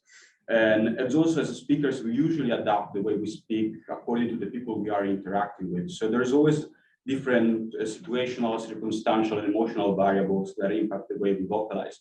So if we borrow from a feminist scholar, Tampere, it's more productive to think about the sounding utterance as an intersubjective experience, which is in continuous becoming, and where someone's vocalization are most often unpredictable and really connected to the context and those to whom we are relating. However, we can see how these normative assumptions that drive acts of listening to capture an essential and authentic nature in the voice are still lasting. So, and in the daily age today, this same acousmatic question to the voice biometric technology implemented by the German Federal Office for Migration and Refugees, or BAMF, is the acronym. And voice biometrics were implemented as a response to the so-called European refugee crisis, and when Germany was one of the countries to receive the highest number of asylum applications. So according to the BAMF, the main issues for their administrative system was that most of the asylum applicants couldn't present identity documents for requesting for asylum, which was leading to delays in the procedures. So in those cases where documentation was not provided, were considered not legit. As I said in the beginning, voice biometrics were found to be the techno solution that would have established the country of origin through the analysis of the accents of the asylum applicants. So the rationale is to assist the case workers in filtering more quickly the people coming from safe countries of origin from the ones to whom protection can be offered according to legislation. And also another thing to remark is that the tools was serving the German Federal Office for Migration and Refugees also to provide evidence for justifying the return of the refused asylum applicants to the countries of origin, which would have not otherwise accepted to help with the deportation without any proof of identity. But okay, we can look more at the technical side, although there's a lot of information, so we can also get back to this later on in the Q&A. So the technology is based on a third-party software licensed by Microsoft's Nuance Communication, which is a major service provider more generally in the voice biometric industry. And the system is fed by training data that are obtained from different sources. And at the system core are the so-called language models. So these are a collection of statistics for phonemes, sounds, and acoustic characteristics for each language that compose the system. And this language model then work as a reference to match against the asylum seeker's speech sample to identify the country of origin, as we're going to see later on in the next slide. So as you can see from the training data, there's many different languages fitting the system. But the moment the BAMF reports that the voice biometrics are only used on speakers of different variants of Arabic and Persian languages. So on the languages that you see in bold here on the left. The slides I'm using are directly from the German Federal Office for Migration and Refugees. So these were slides that they used to advertise the technology to other interested European partners. So here's like how the practice of identification operates. So this practice of identification always happens before the actual personal interview. And during the procedure, the asylum applicant is invited to describe in 2 minutes a picture by phone in the fullest detail possible and with no breaks. The description is then recorded and analyzed to be then matched against the software's language model. And the analysis results in a report, the one which you see here on the right, which indicates the language dialects of the asylum applicants in probability percentages. So this report is then included in an electronic case file and comes to represent one of the sources of information to assist the case workers in assessing overall eligibility for asylum. But from the data from Freedom of Information request and from a more recent report on automated technologies by Daria Tool, this information shows that voice biometrics have gained an increasing importance as an assistant in the decision for asylum. But it has also revealed like their lack of accuracy. So the BAMF had to report that the recognition rate for the various Arabic dialects was around 85%. And the voice biometrics were even less reliable when detecting Dari and Farsi, so around 73%, and Peshto for 77%. And but the response from the BAMF in this case was to provide different reassurances. So the first one was that, well, if there are still doubts about the country of origin of the asylum applicants, well, the case worker can still arrange a more in-depth assessment by a commissioned linguist. But again, from the documents of the BAMF, it remains unclear whether all the uncertain and contradictory results actually do go through this second evaluation or not. And a secondary assurance is that voice biometrics do not have any basis on the final decision on asylum, but they are only one assistant tool at the disposal of the caseworkers who still have the final decision on the procedure. And also voice biometrics are said to not replace the plausibility of the asylum seeker's narrative. So if their identity is contradicted by voice biometrics, this will lead to targeted interrogations in the following interview, where the asylum applicants still have the possibility to clarify about the results. However, despite these different reassurances, well, we had work by investigative journalist Anna Biselli, who has reported different stories of people whose application for asylum was unjustly rejected due to this system. And in particular, there are still doubts about how do the caseworkers really make sense of the results produced by this system. They have no preparation on voice technology or linguistics or so on. So there's really doubts about how do they interpret these results and to what extent it informs their decision making. And especially when the workload is high and there's time pressure for them to make decision quickly, to not let too many applications be on hold. Well, then how do we know if the decision maker will not just start to blindly follow the results produced by the system or not? We can see that actually, so the main efforts by the bank at the moment is to improve the system's efficiency by trying to incorporate as much quality training data as possible. So the motto now is really to reduce the present error percentage and to fight the bias. And especially because of this reason that the bank is trying to collaborate with other border agencies in the European Union. So to define this more as a common process built around voice biometrics, and then combining the efforts for actually getting as much quality training data possible for including the technology. But the main reason for the fallacies of the system at the core is not really the need for more training speech samples, but what is the core is the weak scientific foundation of this whole system. So this use of voice biometrics relies on the erroneous assumption that sees voice as a marker of geographic origin.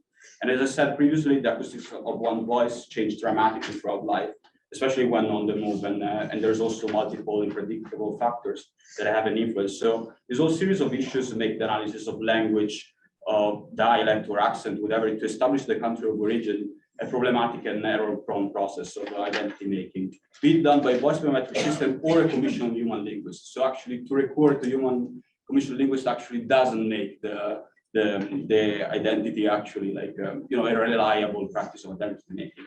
So we can argue that the sounding voice, rather than indication of one's country's origin, is instead the indication of one's life. So as voice carries traces of our lived experience. So by operating with this reductionist view, then voice biometrics do not only hinder the possibility of asylum, but they also reflect and mutually reinforce a long-standing process of objectification of migrants that has for long operated at the symbolic and discursive level. So the assumption behind voice biometrics and asylum procedures is to see migrants as uniquely socialized beings, as people who have one unique dimension of linguistic socialization. So voice biometrics really operate by erasing this whole series of relations that compose a sounding voice that advances instead a fetishized notion of the migrants as someone arrived through a direct route from a country of origin to the Western country, and which denies what is the true erratic and left-in nature of the path through third countries and refugee camps that characterize some of today's flows, and also reproduce a racialized otherness by putting forward this idea that asylum seekers escape areas with a stable and monolingual community. And also, like at the end, these efforts by the border authorities to improve the technology to define them as a standard step in the procedures. Well, this comes together with accepting to increasingly shift away the importance of the narrative dimension from the assessment of identity. So asylum applicants were assessed for a long time based on their biographical history, but since the more general implementation of biometrics, as we have discussed so far as well, we have seen this trend of replacing such biographic accounts with the extraction of bad information.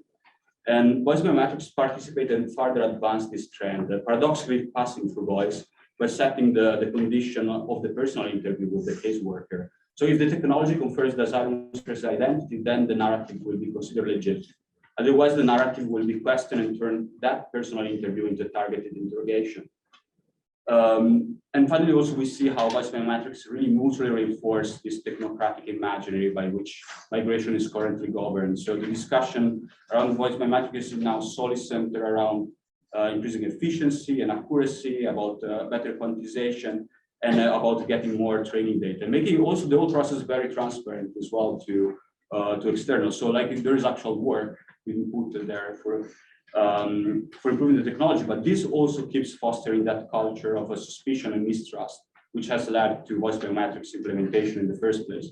So I think we are probably like in the end. So I just wrap up and then just say that, so this is like more the state, let's say it's more like the stage in which I am now.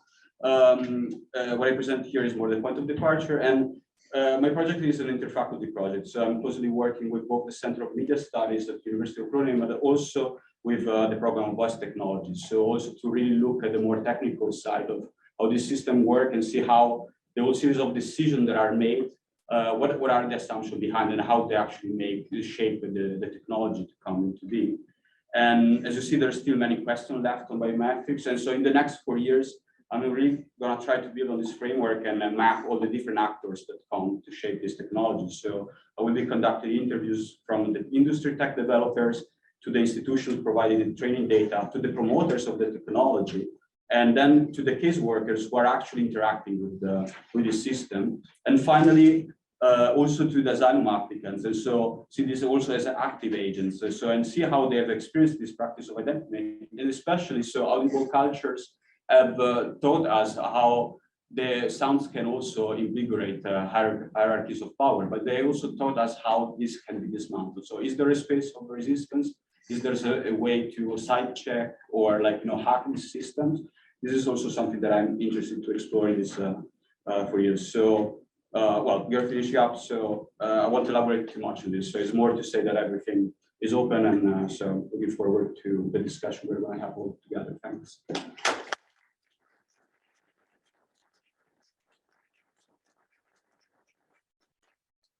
Thank you, Daniel. I would like to thank all of our speakers for their presentations. To begin the Q&A session, I would like to ask a first round of questions to our speakers. Then after hearing your answers, we will take questions from the audience.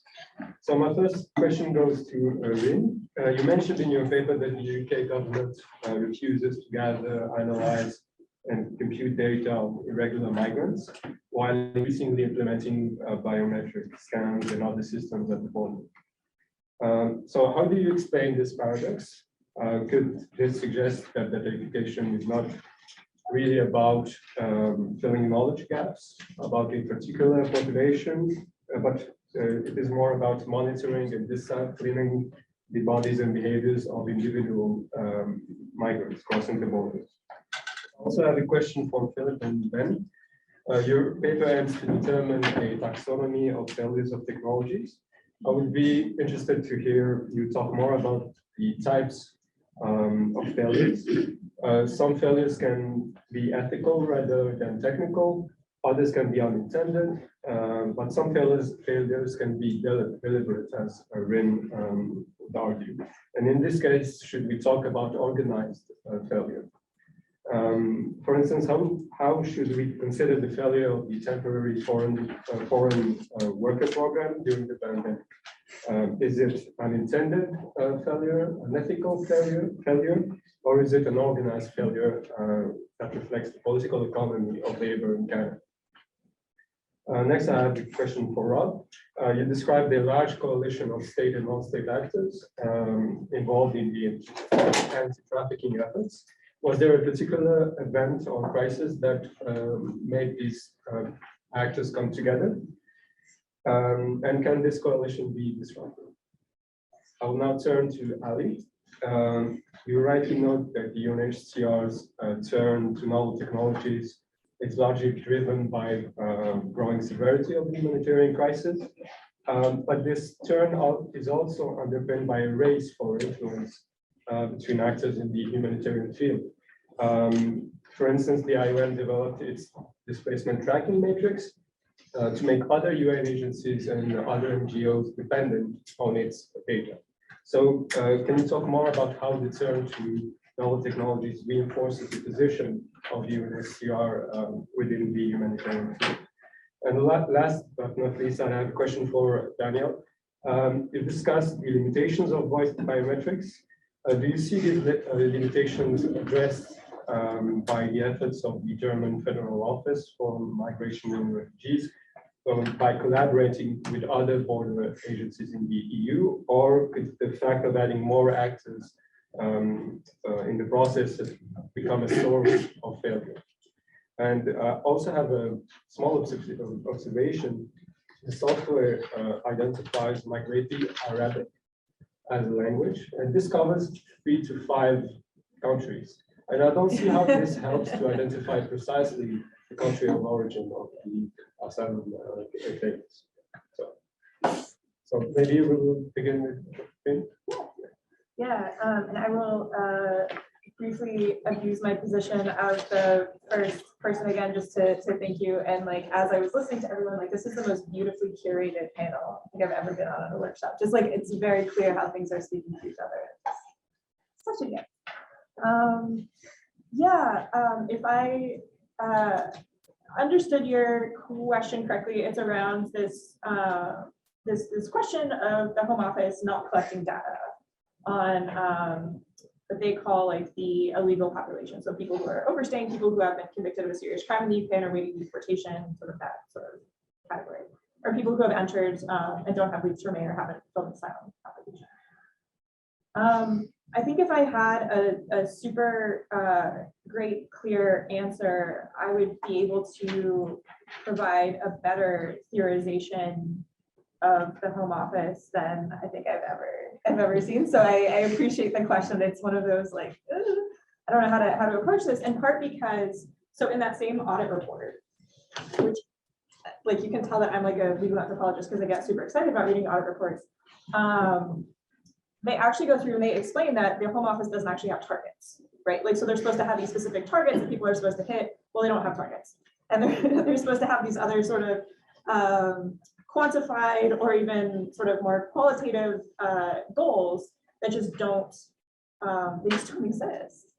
And so to maybe dodge the question a little bit as to specifically what does it mean that, you know, this category of people hasn't been calculated. I mean, I think it shapes the political possibility of certain kinds of policies to be enacted. Particularly, and why I keep linking this back to migrant deterrence is because that to me is the infrastructure. Like that should be something that that should be a major focus of all of this, because I see the refusal to collect information. I see like operating, you know, deliberately blind as allowing the justification of certain kinds of policies in a lot of different ways, and it allows this lack of data allows the government to, in a way, sort of justify to itself, oh yes, you know, we have to keep pushing forward this hostile environment. We have to keep making things more and more hostile to migrants for this goal. I think that there are also just sort of super quickly in closing there. I mean, to me, like it's a huge question of governance and policy, right? Of sort of, you know, what does it mean that, you know, the office charged with migration doesn't have this data, it doesn't seem interested in collecting this data, and is also having its overworked staff, you know, just sort of keep trying to do more and more with less and less in the face of, you know, hardening borders. So I realize that's a bit of a scattered answer, but in short, it allows for certain policies to happen that should be really concerning for anyone who cares about human rights. Yeah, thanks for your question. Yeah, so you asked, you know, are some failures deliberate and are some organized? I think that it's easy for us to overestimate the degree of organization that goes into a lot of the practices that we look at. So, for example, something like ArriveCan is between the Public Health Agency of Canada and the Canada Border Services Agency. So it's a kind of public health application that's fulfilling particular requirements around the Quarantine Act, but it also has this kind of border services side and is mostly associated with that particular aspect of the border. Now, I think people within the government are quite open about the failures of the application and failures of systems in general, including kiosks at the airport and all these types of things. So I think that these failures are failures of organization in many ways, of coherency within the organization. People, people are very open in terms of, with eye rolls and everything else about how other sections of the government are not doing what they should be doing. So I don't know if the failure is organized, but it's certainly an organizational failure. In other ways, again, on the example of ArriveCan, I don't know if we can say it's a sort of deliberate failing, but there is a kind of deliberate approach despite some of the failures to carry on, right? So obviously there were political reasons around the management of the pandemic as well that were essential, and the people in government felt were important for the application, for the use of the application rather. And also when we look at what the roadmap is, I don't think we want to give too much credit for the government having a roadmap and a plan, but the roadmap of where ArriveCan is going has been reasonably clear for a while in terms of the government wanting to digitize and digitalize some of the ways that we do things like customs declarations. And so the fact that ArriveCan has, I still have it on my phone, it's sort of like the great survivor application on there, but it's become a declaration application. So, and that was always on the cards. There was another application that was created that nobody ever used, which ArriveCan is now duplicating that application. So it does seem that there is a kind of destination in mind in terms of where government is going with the application of data at the border. So I don't know if it's necessarily a question of deliberate failure, but there's a sort of this question of stumbling and persisting despite the stumbling so on. Yeah, just to touch on that before I talk about temporary foreign workers, I think there is a way in which there's been a failure to coerce or convince the individuals who work at borders that these technologies are effective and something they want to use. I think everyone knows, like by and large, the gadgetry is much more seductive in the eyes of policymakers than it is to those. They're kind of hostile to it and always have. And some of it for very basic, straightforward reasons in terms of staffing. I think the temporary foreign workers, I think there's a way in which like a lot of what we're talking about is like failure all the way down. And it's not a question of one sort of failure, but multiple failures. The temporary foreign workers program in Canada is a disastrous failure. It's an organizational failure. It's completely incredibly exploitative. It has for a very long time been truly awful to those who are in that system in many cases. And that's not accidental, that's understood. And there is a kind of public-private partnership in the management or mismanagement of that. And that has always been the case. What the failure has been is not that the state has failed. The state got what it wanted, as did private industry.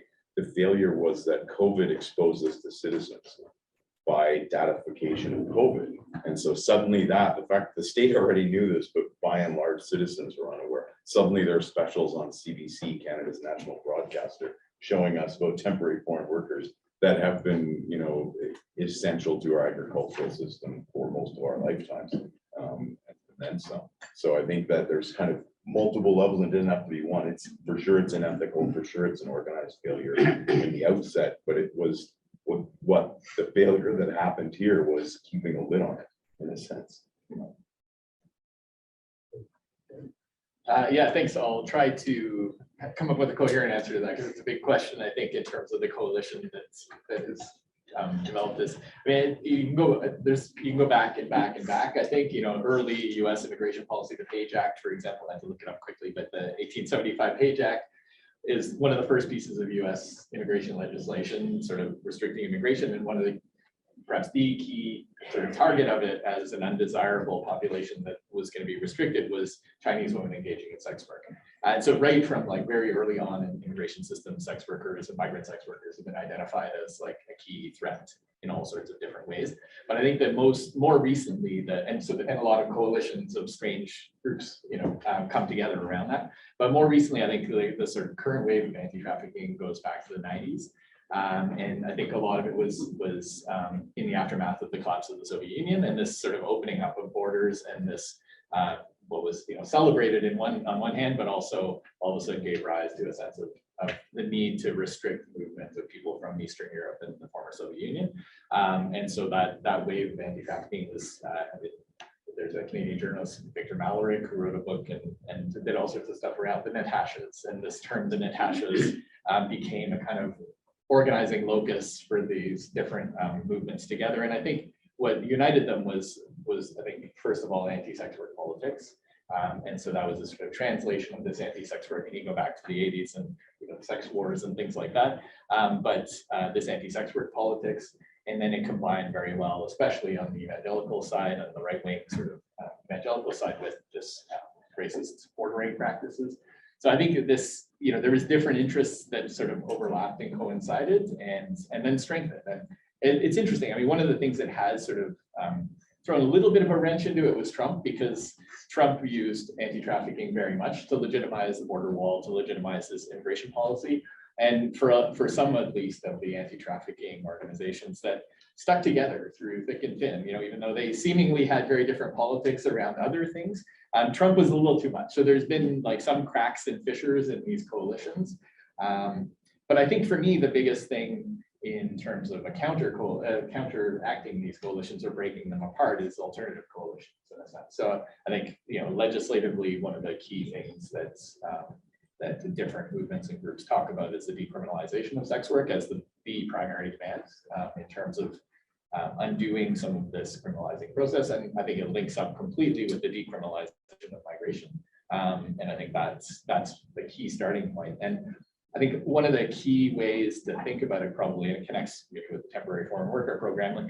So people in Southern Ontario might remember just, I think the last couple of months, 2 months ago or something, there was a case of workers in Southern Ontario who were, it was kind of a media event, a police event, where they were found working and living in exploitative and horrific conditions.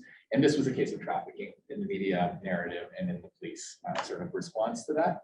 And what a lot of migrant justice groups have argued is, that's not the framework to understand this through, right? We need to understand it as instances of labor.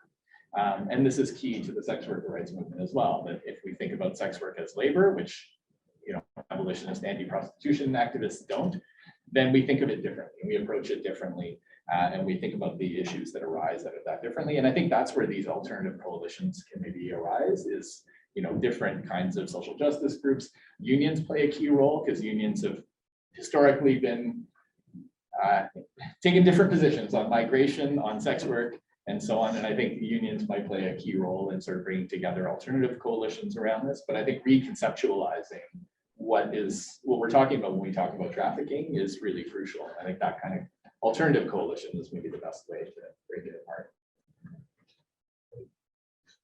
Thank you for the question. The question is, how does the turn to novel technologies reinforce the position of the UNHCR in migration management, in migration governance? The way I'm thinking about this is thinking about the institutional, organizational perspective, and the way this can help us understand that sort of the way the UNHCR or other organizations as IOM approach their work and sort of justify and legitimize these data collection practices in the broader migration governance or migration management. So the way I'm thinking about this is I'm going back to Philippe mentioned before the policy isomorphism.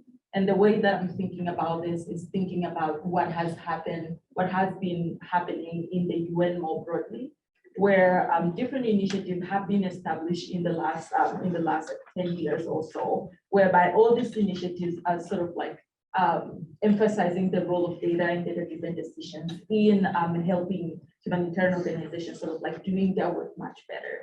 So what we see at the UNHCR or IOM in your case is this sort of like this broader movement within the UN as a whole, where there is this growing emphasis on datafication and data collection practices as a mechanism of organization to do their work. But even more broadly, we can extend this by thinking about what has been going on within government agencies in migration governance. So, like the EU and the US, Canada, there has been this growing emphasis for government to turn to incorporate data or data-driven technologies in border and migration or asylum processes. And so what we see at the UN Refugee Agency can also be a part of this broader processes that are happening in government agencies. But also thinking about private tech companies and this increasing production of systems and tools that are advertised or are sort of like sold by this emphasis that they're doing a work much better. They can help humanitarian operations streamline their work.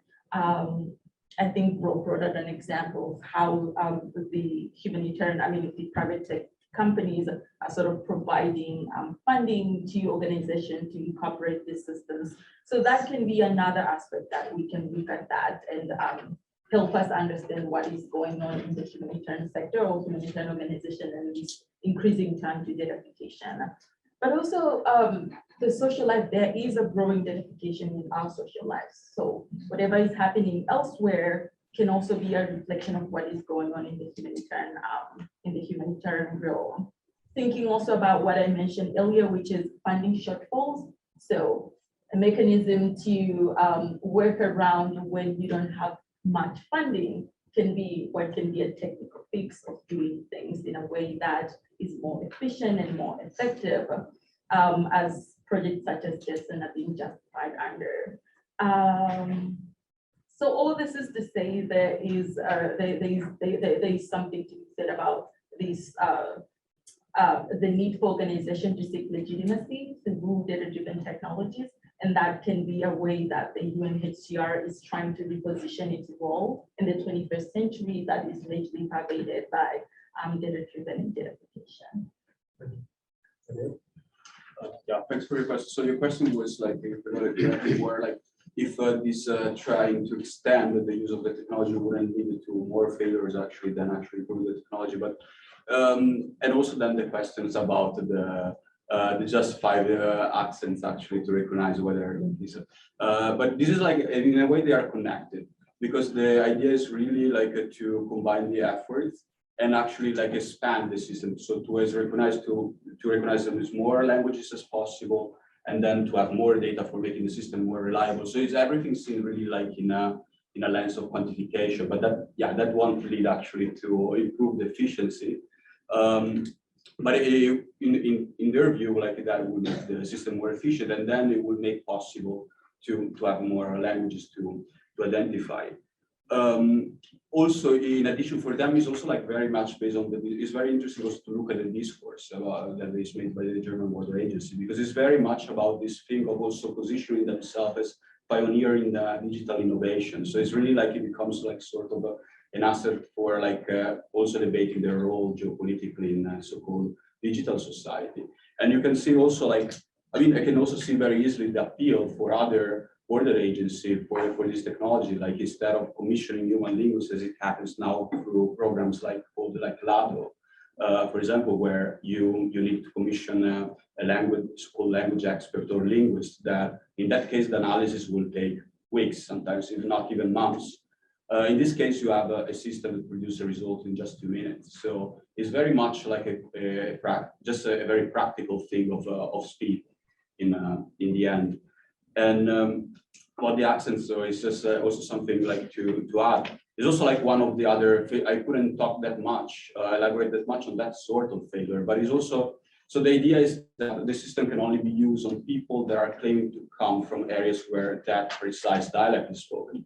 But as you know, so this, that's also one of the problems of this system is like you conflate dialects and language into one singular thing. So the idea to have like one mono language for a country is something that is more normative and standardized that comes very much with the idea of the Western state, actually. So if, well, now we don't have the slide, but if you also look at the groups that are the most, where the failure is actually higher, it comes, for example, in those countries like Sudan or Yemen, where there's multiple dialects. And so you can't really say where such a dialect is spoken or not. And in those cases, like the failure is very much disproportionate compared to the other countries. And also like, and it's true, there is like effect of also more speech data making slightly more reliable the system, but the system is just not really reliable at the core. Thank you very much. Thank you for your answers, and we will take now questions from the audience.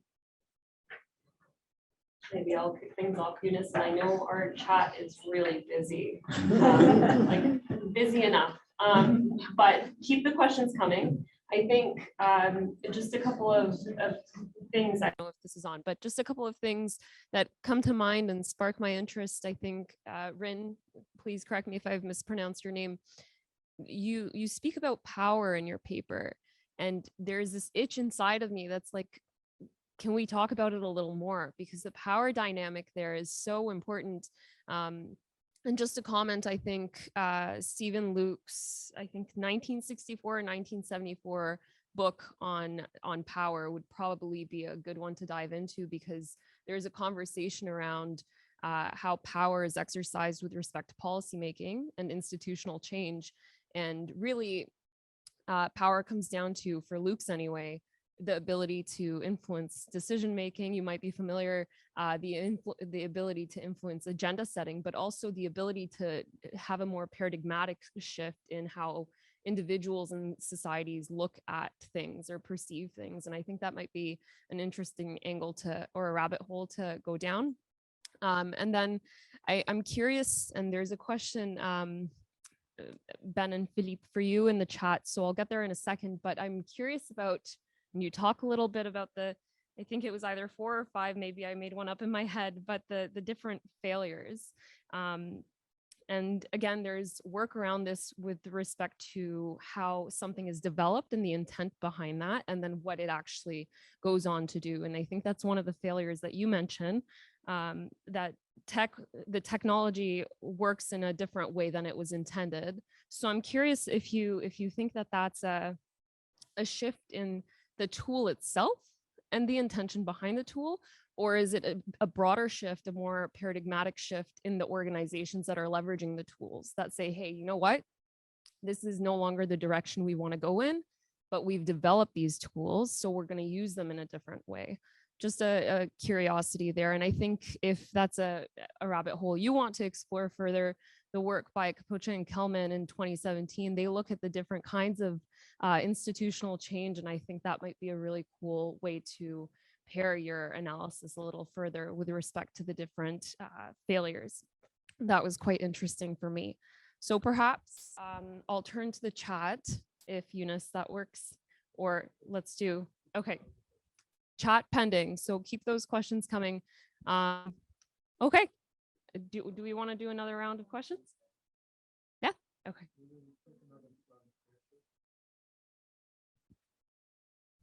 Thank you.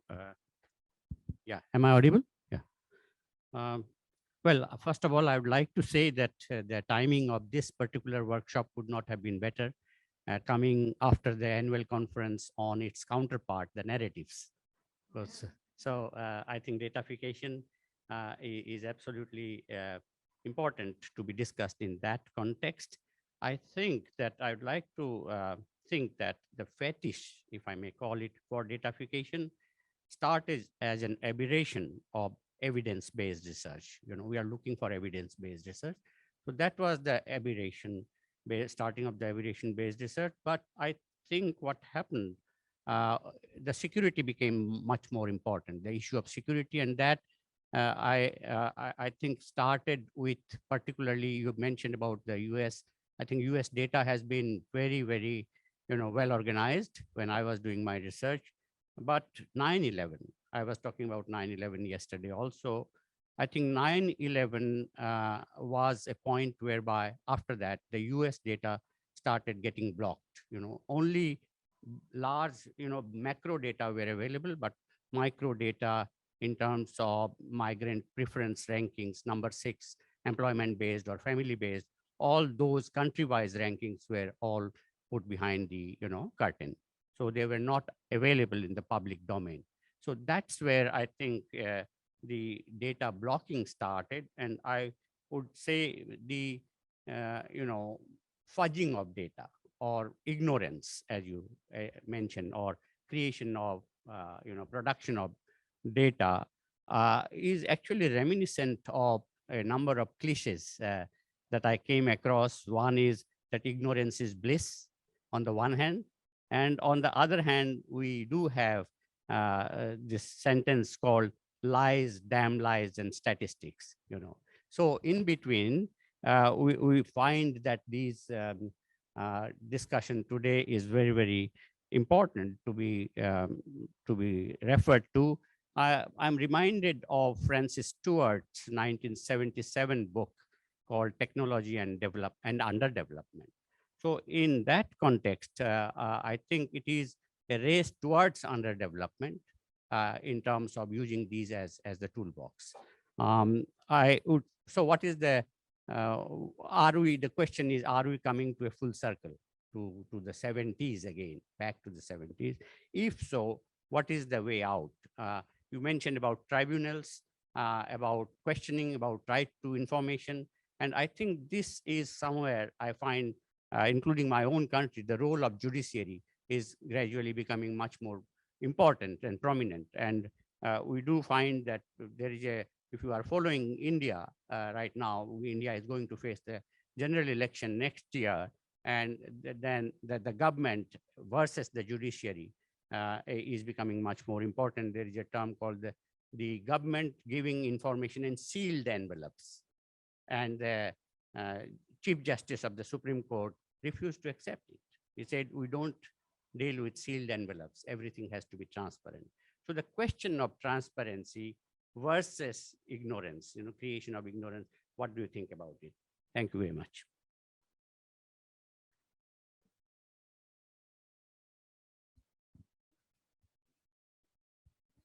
Hi, thanks. Sorry, I'm going to pop out from my tech stand here and be a participant for a moment. Yeah, so I just thank you all for your presentations. Really interesting work. I just have a question, kind of more to Felipe and Benjamin, but hopefully, maybe the others have some insights as well. Thinking about kind of the transfer of tech instruments and, to places where it's not justified or really needed, and that kind of policy transfer effect under this sort of, techno-solutionist sentiment that we're seeing across governments. The idea of the sort of software level bureaucrat that you put together, and I think is interesting, kind of a flip and something that's we're seeing very relevant. Are you thinking of that as a sort of more proactive actor, as the driver in these sort of techno-solutionist approaches that government is taking, or more as like sort of a product, or maybe sort of a passive actor in that sense, where maybe it's industry or sort of another technology that's coming to play, or sort of migration diplomacy that might be taking back. But I'm wondering kind of how you're seeing that actor kind of fit in at this point. Maybe it's kind of early in your analysis, but I'm curious to hear your thoughts there.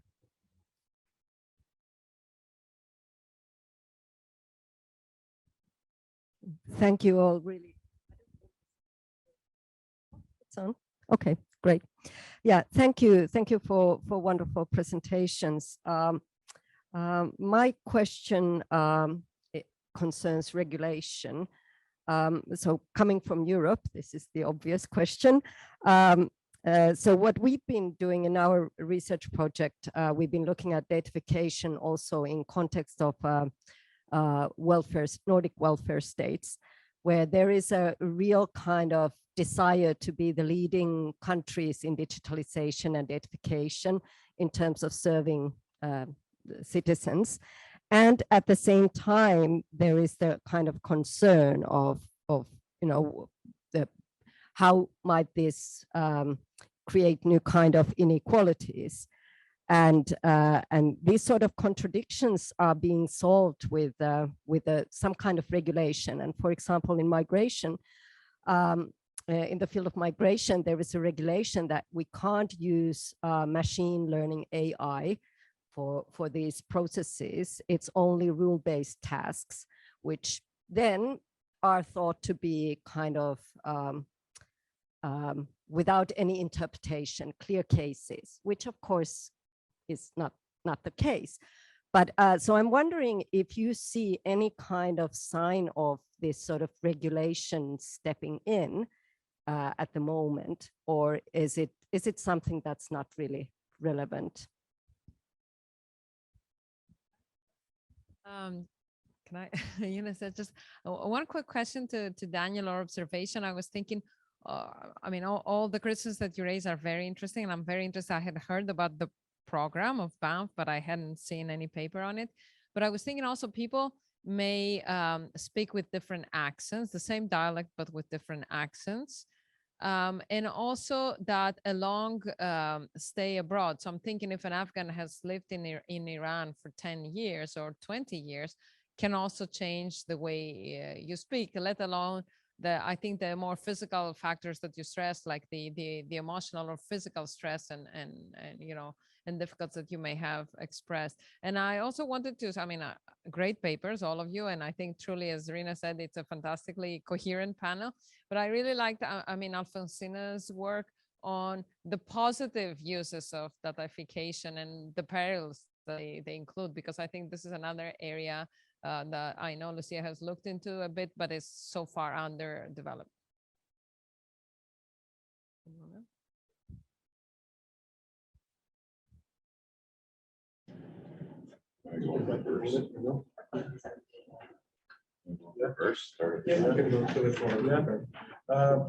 Thanks a lot for your questions. Lucia, your question was about development versus effective technology. Are we looking at the tool itself or a shift in direction of organization? The way I interpret this was, looking at some of the case studies that Ben and I have been interested in. In some cases, you have tools that are designed as particular situational fixes that then have these kind of, I don't know if path dependency is the right term, but that create new paths within the organization. So I think ArriveCAN is a good example of that, right? There was kind of already some sense of where the border needed to be going, but that has opened up by virtue of this tool that's very much a problem-solving tool in an emergency context that then creates a new type of path that the border can take, right? Around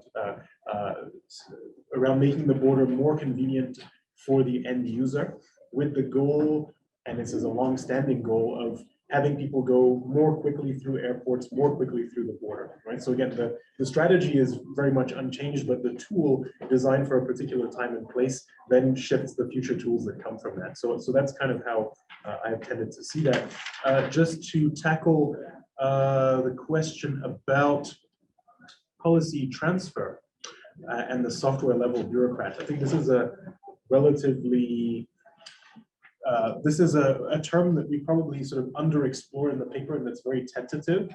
But I think the observation that this comes from is the idea that software designers, people who are interested in designing user interfaces and user experience, because of the rise of sort of customer-friendly tools at the border, are actually becoming increasingly important in shaping how people experience international borders in the process of migration. And so they are not necessarily proactive or passive, but rather under-acknowledged and in a way depoliticized actors, right? The software engineers that design, I think one of the examples that Ben has studied quite a bit is this avatar kiosk, this idea of having behavioral recognition through a kiosk, which then presents you a particular face that you react to, and the system determines whether you're a threat or not. But the person who designs that face, the graphical interface, the user experience, is a software engineer rather than a security actor, but is a software engineer that becomes a security actor that is under-acknowledged and relatively depoliticized. So I think the reason we're interested in that term is to try and bring up that work and to show that that security is not done by always who we think it is. I'll stop there. Yeah, I would just pick up on that a bit. I think there's a way in which, if you look at something like CDP One app, it has a rating in the App Store. It's a very poor rating. When you go to make an app, like it's 2.4 stars. So, if you make an app, Google and/or Apple provide you with a package of how you ought to go about doing that. It's not that bad, let's be honest. Well, okay, but I mean, like these are dynamics that I think, as Phil said, like we haven't thought about in terms of security when we're thinking about how Apple tells people to make apps. But now that's become distinctly relevant in this context. So I think that's important. And I think for me, the question of intention is never that interesting because I'm not sure how I get into people's heads to figure that out. But what I can see is how the uses dramatically change well beyond. So, the National Marine Electronics Association develops in 1957 to make sure that the communications can work between each other. Nobody at that meeting and that kind of absurd boat show in 1957 thought that that would become the dominant standard for satellite communication with our phones. But it is, NMEA 0183 is like constantly coming up in the background, in the metadata of your phone. So I think that's the point. I mean, Avatar, what Phil mentioned, the creators of Avatar, when I was at the University of Arizona, you know, when it got canceled, I thought I was going to go see a bunch of long faces. No one cared. They were like, oh yeah, we didn't really think that would work that well. 16 of these different technologies in it that we have now patented, thanks to cloaking it in this and getting an enormous grant from the Department of Homeland Security. We're pumped about those. But this kind of weird thing we made, yeah, we didn't really think that would come out. So I think those are really important stories of these like software level bureaucrats that are becoming increasingly part of the daily lived experience of borders and migration that aren't being told. And I don't think we need, as Phil said, it's not about whether the person sitting there in the app, like, you know, wants the border to be more open and porous or any. I think there's a whole bunch of other things that they're operating within. They're not even thinking about that likely, but they're having huge ramifications in that. It's the point back to the beginning, right? Migration is technology. Yeah, maybe I can actually answer both questions. Because on one side, well, also thanks, because actually like it also allows me to touch on something that I didn't touch so far. There is also like the AI Act, so like the regulation of artificial intelligence that is like taking now place in Europe, which is also very difficult to now know how this will actually impact this this practice of identity making, because like if you look at Article 5, well, this would be one of those uses of AI which is likely banned. But the problem, I'm a bit cynical on this, just because then when you look at, you know, unless it's not for, you know, national security, or unless, you know, there's still a lot of gaps and loopholes that actually still opens up for the use of such technology. And then it's easy just consider, I don't know, if I consider the country I'm from, Italy, like, you know, it's just easy to call, well, state emergency for 6 months, and then all these uses of technology will be still allowed. And also like is also what is very much building on this idea of this standardized process is that it also recognizes, like paradoxically, it recognizes the limits of the technology, but it always calls for, well, then human expertise to kind of make up in those cases. So it's more like to say, well, do not worry in case, like, you know, we still rely also on language assessments of a human expert, and still there is like still the authority of the caseworkers in there. But when you look at the data, actually you see that this practice is actually more being used actually to make actually decisions and to deny. And on the fact of why is like about the like these practices you were saying, like if you stay for many years in another place, you are very likely to speak in a different manner. That's true. But indeed, anytime I've been talking with linguists about this actual practice, they literally laugh at it, like, or they even ask, "Are you sure this is actually happening?" You know, like it's so this is very, very strange, to the extent that actually, like when I was first talking about this, like they thought I was advertising that technology, you know, like so it was like a very was a strange fact, and it still perpetuates, because if you look at also like at research that has been done on LADO, that is like the program where like asylum hearings are recorded and then sent to linguists. Well, there's like already research that also in that sense actually says how this was compromising a lot of application. If you are interested in looking at, like, there's Lawrence Abu-Hamdan from Forensic Architecture who did like extensive work on this practice, and even actually brought evidence of a friend of him of when they actually went to a court case, and what actually made this Palestinian friend of him like actually got his application refused was the fact that he used the word for tomato. I don't remember the precise word, but he was using as a word for tomato, not the one from where he was originally from, but from another country where he stepped by for a while. And this was for the linguist who analyzed that report. The translation of that report was the evidence for saying, no, he's actually lying, he's from another place. So you just see how this is just get. I guess it's more like about this hype than you now have for voice technologies in general, and that makes it now like a sort of uplifted system where you have both. You have both human expertise and then mechanical efficiency.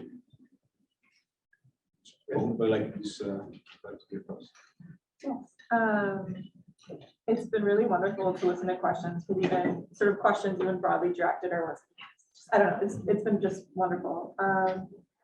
So hopefully we're, I don't know, maybe in order, we'll see.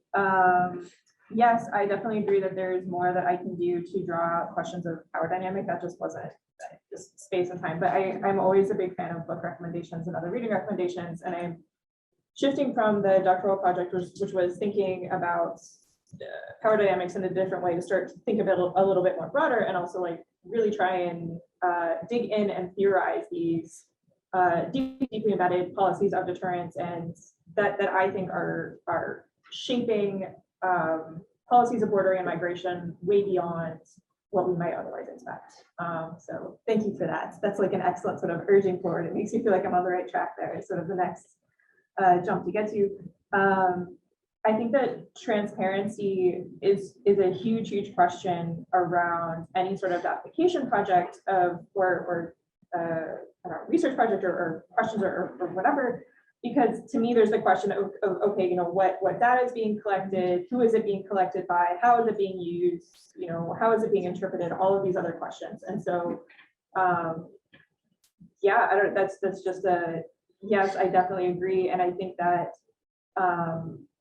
that question of transparency also ties into what was said, I believe by Ellie, about this tech and data as a response to under-resourcing, because I think that in looking at current proposals by the UK and also by the EU as well, that a lot of it is because of under-resourcing. A lot of it is justified by lack of funds, right? And to me, it's like, okay, you know, why the transparency I think also comes in, and okay, like why is the system so broken? Why is it the fact that it's not getting money, right? Like these questions that, you know, we've sat with for years and years. The question about regulation, I don't know. I feel maybe just incredibly pessimistic about this. Maybe it's because I'm going through the Canadian PR application process myself right now. But in terms of regulation, especially around migration, right, you're going to have to convince a bunch of people to care about people who are not citizens. You're going to have to convince like the general public, legislation, you know, whoever, legislators, sorry, whoever, that contingent rights are important, that people, you know, human rights are important, right? That these things are things that should be cared about regardless of someone's citizenship, which I know is not saying anything new to folks here in the room, but I think particularly around what people don't know, that ignorance about, in some ways, like how bad the systems are, right? And how bad the data collections are, that needs to be overcome to push for changes. And I actually think, I'm from the US, I think that the example of actually the apps at the southern border, and also the way that sex work's been dealt with, as someone who's very familiar with hacking hustling, they're wonderful. I think that those have been ways that the general public has, yeah, I don't know, just like learned about how bad things are, right? Like I'm thinking of all the articles about how people couldn't get, you know, appointments for asylum because they didn't have a smartphone, or because they're trying to use charge of the fact that they were Black and they couldn't get a picture taken of themselves, right? Because the camera's not picking up different skin tones, which is just completely wild. So yeah, I think that more transparency and a broader public push for transparency can address that question of regulation. I'm just not optimistic that it's going to happen without that. Rob or Ali, please keep your answers brief. We will take a couple of online questions. Sure. I'll just, I'll try to quickly pick up on a couple of things. I think the transparency and the regulation thing is interesting, and maybe I'll flag it in terms of research as well. Like I think, you know, a lot of that gets tied up with access to information regimes and things. And I've been doing a little bit of that recently with colleagues as well around trafficking, trying to get information. And that's one of the interesting things with the privatization of a lot of these things. So Canada also has a hotline, and again, it's run by an NGO. And so if that's not accessible, I mean, FOIs don't get you good information in most cases anyway. But then when you privatize aspects, important parts of that whole data collection process, then there's no possibility of getting information about that, right? So I think there's all sorts of layers of it, and just the sheer quantity of the data, the black boxing of the algorithms, and all of these things. It's an obfuscation kind of machine, and I think there's all sorts of layers to think about. I think for researchers, it presents a lot of interesting methodological challenges and stuff. And I think in terms of the regulation, thinking of Europe, especially, like there's one of the big one of the conflations that happens in trafficking is that increasingly various forms of child sexual exploitation is reframed as trafficking, which itself is a big category, but that sort of adds another dimension to this. And especially in that sense, but also with trafficking more generally, that's been a push to exempt trafficking related data collection from European data protection laws. So it's a way that I think, around migration in general, around trafficking particularly, is a way that governments and policymakers and so on carve out exceptions that obviously can easily expand, right, and easily migrate into other areas as well. So I think these are the kinds of sites at which policy is framed and loopholes are opened, and so I think they're really key to pay attention to in that sense, because they sort of are the site of where a lot of the contestation happens. Okay, so going to the point, Anna's point about positive role of datafication in humanitarian field. So as my presentation sort of highlights, humanitarian experimentation in migration management or like humanitarian management is very complex. So on the one hand, there are all these positive outcomes, or like the discourse around the way humanitarian technologists and data analysts within the humanitarian field sort of frame these, the role of technologies on the work that they do is very positive. But I think there is a need to situate their framing in more of a discourse, a critical discourse analysis, situating that within existing systems of power or power dynamic, and try to understand what are the sort of implications that are happening on the ground and what is actually being presented by them.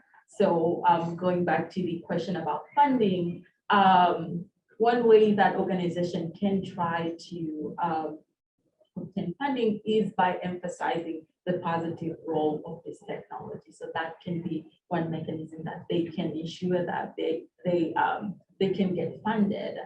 But then the other is, by doing so, it's sort of like bringing up another question, which is how do these organizations that have humanitarian mandate to protect people, but also have to use this technology to streamline their processes, how do they actually come to decide on what is a worthy of a risk for them to stop the experimentation with this technology? So it's such an interesting thing, which I think can also be thought about in relation to regulations. So one of the examples is, and we wrote about this extensively in a different paper, that is thinking about bureaucratic practices and projects such as Jackson, which is the predictability of migration at the border. So one way that this project is framed is that there is efficiency, like a humanitarian organization can actively or in a more systematic way meet the needs of people by the time that they arrive. Very different from like the earlier approach, which was more reactive, as in like people are coming and you have to do what you have to do. So by having these systems that can anticipate what is to come, these organizations are able to meet the needs of these forcibly displaced people more, in a more humane and proactive way. But within this very same system, projects such as Jackson, there is this sort of ambiguity that exists within the implementation of this system. So on the one hand, you have field officers or humanitarians that are working on the ground with people who are coming in that they have needs. that they increasingly need a tool or a mechanism to address or to do their work much better. So this was what actually like drive the UNHCR Innovation Service to come up with projects such as Jetson. But then on the other hand, there is no an overarching legal framework that regulate the use of algorithmic systems, for example, within the UN agency as a whole. So that further complicates the work of these technologies, where there is a need to implement a tool that can help humanitarians work much effectively. But then there is another barrier, which is the lack of regulations in place, which make their work very complicated. I'll just end there. Take a couple of questions online. Yeah, sounds good. So we have quite a few questions. Some of them are directed to individual speakers, and then some are much more broad-ended. So perhaps we'll start with 2 or 3, Younes, cognizant of time, and then we can reassess. So Daria says, first and foremost, fascinating presentations. And this one's directed to you, Philip and Ben. Could you elaborate on how senior immigration officers justify the financial costs of these systems? Is efficiency solely measured in terms of time rather than considering the necessary allocation of resources? So what really is the definition of efficiency for the context that you're looking at? And she's curious about this with respect to how understandings of efficiency are changing in the relevant context. We have another one from Sarah, regrettably can't join us in person, but this one's a broader open-ended question, so maybe I'll open the floor on this one. But to what extent does human artifact interaction foster certain imaginaries of migration, borders, or security? And how does this really differ from pre-digital socio-technical interactions? Are there any continuities or real ruptures? And then to close our conversation, really, I think, Grace, you give us a really good question here. Where do we go now? So based on the research that you're conducting and the work that you've produced, what about the failures and the issues of collecting data and withholding the data or misusing it? Where do we go from there? Are there any considerations or actions that the average person or individual can advocate for or leverage in order to advocate for more equitable practices? So perhaps if you're willing, Ben and Philip, to kick us off, no pressure. Yeah, that question on efficiency is interesting. I have the beginnings of an answer, but it's a very speculative one. But my sense is that over the 20+ period since 9/11, we've moved a little bit from a focus on total visibility and total screening to more risk-based screening. And we're still doing kind of risk, but we're also in a sort of post-austerity context as well, trying to do risk in a way that is also cost-effective. So my sense is that efficiency has moved from the need for total efficiency versus more selective efficiency, and now much more around speed and cost efficiency, which explains a lot of the critique. I'm going to come back to the ArriveCAN example. A lot of the critique of that application was around the fact that it was in fact creating long queues at airports, was one of the huge reasons that was being resisted by a lot of stakeholders in the migration process, in a way that no one really complained about queues in 2002 in the immediate context after 9/11, right? People did, but it was not as politically salient in determining the future of security technologies as it might be today. Whereas now the government sells you the solution to the queue, which is become a trusted traveler. And then you can, as Ben mentioned, right, the recent announcement, then you get to skip the queue, which we all know is not the product of a very efficient security practice. Yeah, I think I'll leave that there. Yeah, I mean, I think that question is a great question because it's in part at the core of our project.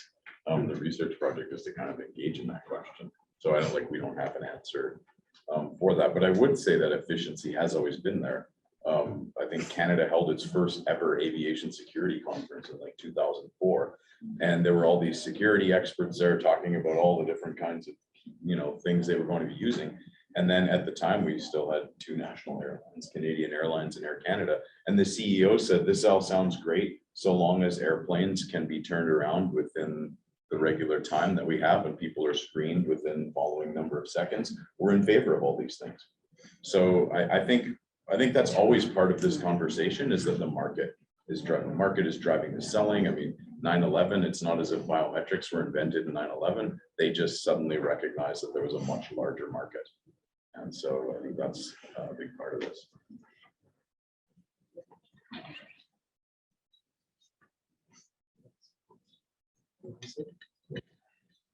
I can answer maybe, or in terms of the question of cost, I find that really, really fascinating because in looking at like UK policy stuff, a lot of what they're costing it against is not what I would necessarily cost things against. So I would, if I was thinking about like efficiency of an asylum system, then I would want to look at the cost of things like appeals, right? So the cost of like all of that, and also things like failed deportations and all sorts of other stuff. And instead, that's not costed. And in part, it's because like sort of what I alluded to and like how I got the data that I ended up getting is because I was asking for successful home office appeals, and a success there is an initial appeal that was held. So a success is not whether or not you get something right, it's whether or not something stays the same. And so that's all just to say that like there's a sort of weird circular logic here within the context of austerity of like, okay, we have to do things as cheaply as possible. And then I think the question about human artifact interaction and the digital is really fascinating. I have a lot of thoughts, but we'll just sort of say like, I think that yes, there are things that have stayed the same, and yes, that things that have changed, but I think that paying attention and not sort of taking the digital as like, oh, this is this brand new world or whatever is important. And then the question of where do we go now? I laughed a little bit in hearing that because that was how my PhD defense ended after I talked about the sort of horrible process. I'm like, okay, what do we do? And instead of, you know, I don't know, giving maybe like a more sort of flippant, like, oh, I gotta burn it all down answer. I mean, I would just circle back to sort of what I also alluded to before of like, if you're in a nation that has borders, then like you should do what you can to become informed about border practices, that you should actually be pushing like as an engaged person, like for changes in policies, you should become aware. And then in terms of the tech, like I think making sure that you're getting information about AI and machine learning, not from like, I don't know, I spend too much time online, but like not from like tech bros on Twitter, but like from places like DAR that's pushing for more quote unquote responsible AI and machine learning. And so I realize saying like, go learn things and bother your representatives is not necessarily satisfying. But I really think that more information, a more informed populace can make change. Tiny bit of optimism. Thank you. So with this, I think it's time to conclude. I'd like to thank our speakers for presenting their papers. So we'll have a lunch break, and we'll resume at 1 p.m. With the second panel of the history of the day. Alrighty, it's 1:15. Thanks again for joining us after lunch. Again, caffeinated, and I think let's continue the conversation with the second panel, which will look more at the pre-digital histories of the contemporary debates, which we're having also here around datafication of borders and migration. We'll have two presentations, and the complete session will run for 1 hour. Our first presenter will be Nick Lee-Scott, presenting on industrializing migration management in Canada and its implications for automated decision-making. And our second speaker will be Philip Zurgeling, presenting Smart Ellis Island tracing techniques of automated border governance. And as in the previous session, we'll have the presentations following one another, and then we'll collect questions, also to bring the papers into conversation in the Q&A. So let's give the floor to Nick for that first presentation. Thank you very much. And yes, thank you everyone to the organizers for having me. I'm very excited to be here speaking with you. So my name is Nick, and today I'll be sharing some findings from my major research paper that I wrote while studying in the Immigration and Settlement Studies program at TMU. So accordingly, I should note that the views I present today are strictly my own, and I'm not speaking on behalf of the Immigration and Refugee Citizenship Canada Department where I work. So I'm joining you today from the traditional land of many Indigenous nations, including the Mississaugas of the Credit, the Anishinaabe, the Chippewa, the Haudenosaunee, and the Wendat peoples. There are a number of agreements that govern settler Indigenous relations in this region, such as the Dish with One Spoon Agreement, Treaty 13, and the Williams Treaties. Given the theme of today's workshop on bordering and technology, I thought it relevant to highlight the Jay Treaty, which is a 1794 agreement between Great Britain and the United States that allows for the free trade and travel of Indigenous peoples between the United States and Canada. While the United States recognizes the treaty, Canada does not, and seeks alternative methods to facilitate the passage of Indigenous peoples. However, Indigenous nations and communities across Turtle Island continue to advocate for Canada to recognize the treaty in full. So I started this research in order to address a gap in the academic literature on Canada's immigrant selection system, which lacks an analysis of how case processing and decision-making have changed over time. Specifically, I focus on how Canadian visa officers have processed and made decisions about economic immigration applications from the 1970s to the present, and how these changes have set preconditions for the use of automation in that stream. To note, economic immigrants in Canada are selected on the basis of their human capital, and for the most part fall under the points-based system for which Canada is well known. In conducting this research, I adopted a meso-level approach by interviewing 5 former visa officers, while also incorporating academic and theoretical literature on the topics of discretion, street-level bureaucracy, state-managed migration, and advanced technology and artificial intelligence. I argue that over the last 50 years, Canadian visa officers' experiences processing and deciding economic immigration applications have become increasingly structured, delegated, and personalized. Structure is achieved in decision-making through legislation, judicial review, and performance management through client management systems. The effect of structure has generally been to tighten the scope of officers' discretionary powers over time. Case processing has become delegated across a global network of officers, actors, and tools, which has become possible largely due to technological innovations. And finally, case processing and decision-making have become increasingly impersonalized as contact between officers and clients has become infrequent and remote. And officers rely more heavily on documents and client files in order to render decisions. All of these changes reinforce a mass processing system, in which individually focused service provision is de-emphasized in favor of consistent, predictable, and high quantity outputs. I believe that the industrialization of this process has created technically ideal conditions to use automation in the economic migration stream. So here's a graphic that I've created that summarizes 3 different types of discretion that are written about by Canadian academics Geneviève Bouchard and Barbara Wick-Carroll, about discretion that was used in the immigration space by Canadian officers in the late 90s.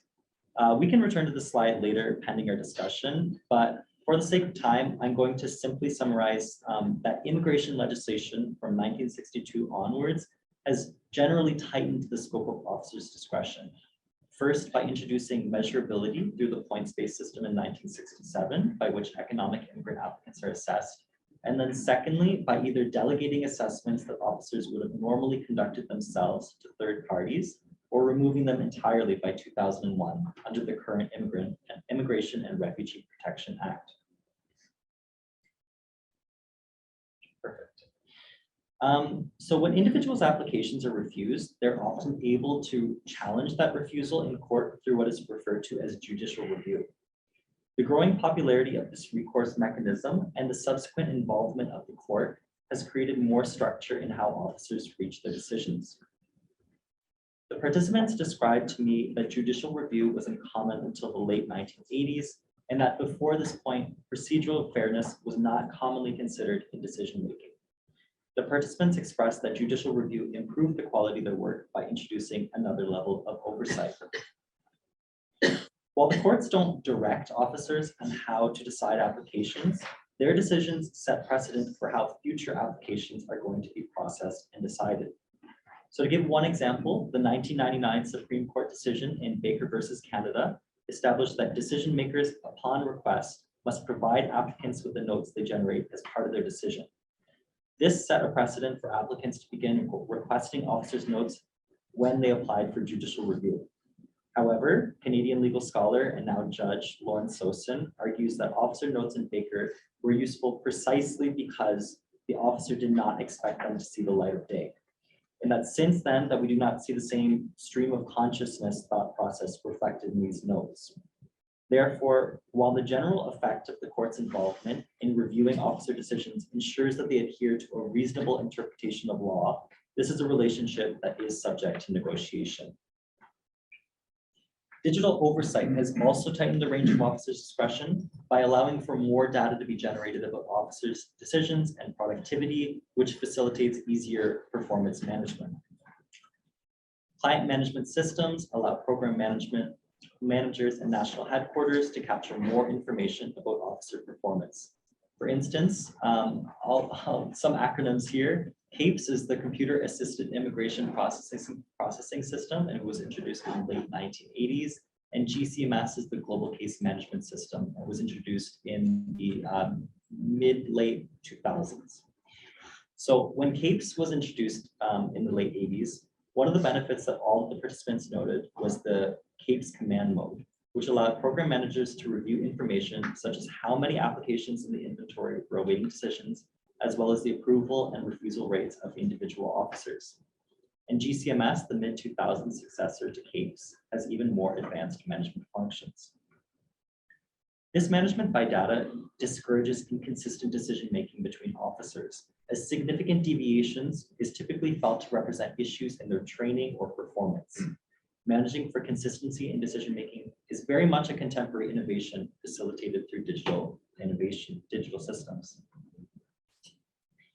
The delegation of case processing to an array of actors and offices was a significant development noted by participants, given that previously processing would happen in one office and the decision maker conducted far more activities on a single file. Technological innovations make this delegation possible, for instance, again, with the introduction of CAPES and GCMS.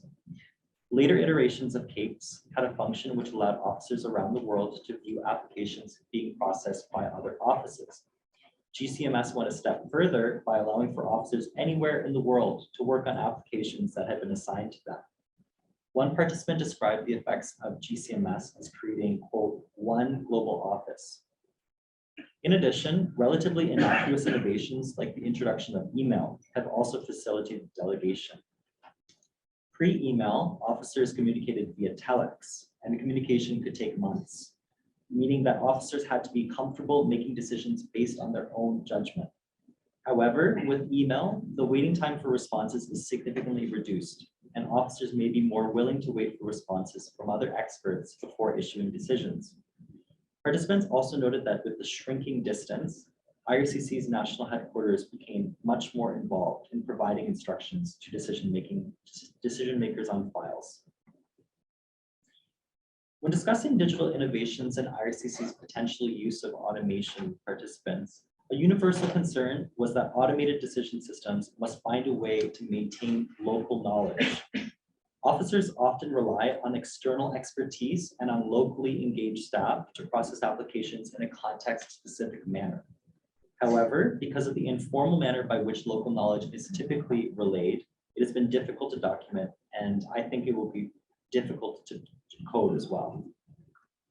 So one example of local knowledge that has been used in the past by certain offices is fact-finding interviews. So what this is that locally engaged staff who possess expertise in specific fields, such as IT or mechanics, would assess applicants' foreign experiences and jobs to determine whether they match to their Canadian equivalents.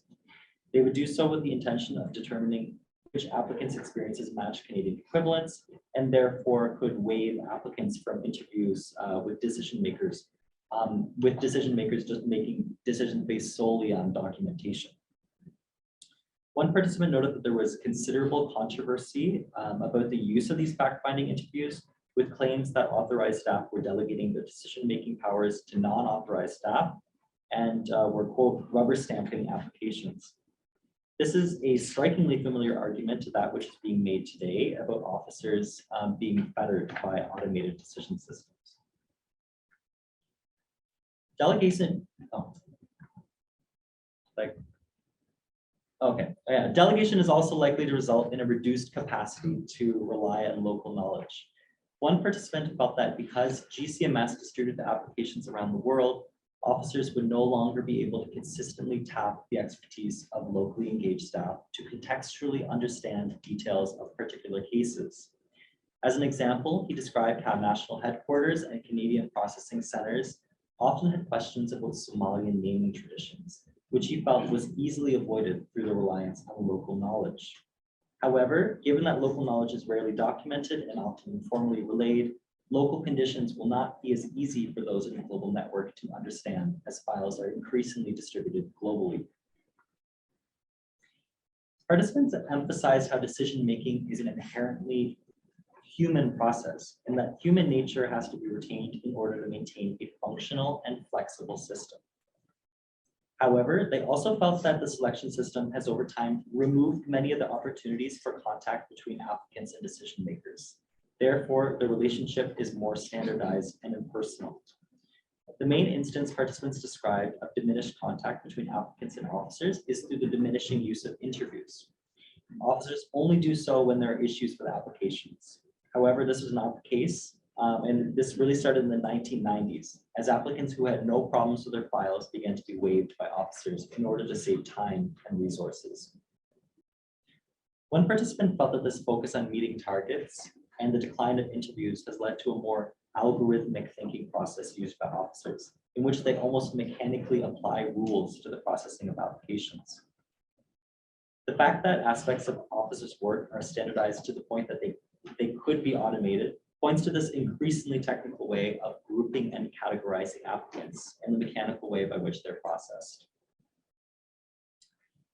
Some of you may already know that IRCC uses automated systems to help process applications, for which it posts these assessments called algorithmic impact assessments online.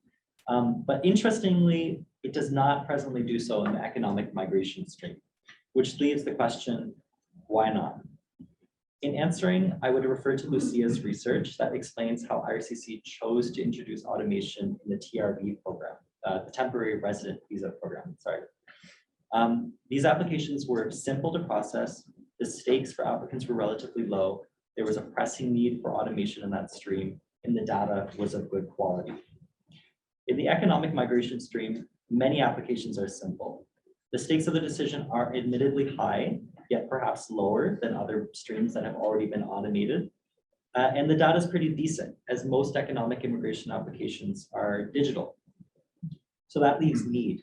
And I would say there's not a pressing need for automation in the economic migration space, because IRCC doesn't have the same endemic backlog challenges due to what is the express entry system, which was introduced in 2015. I won't get into the nuts and bolts of what the system entails, but basically it allows IRCC to control how many economic immigration applications it will have to process at a given time. And this is the only migration stream in which it is able to do so. With this being said, though, I would personally say that I think IRCC has come so far in manually automating processing and decision-making that creating an automated model is like a natural next step. So secondly, sorry.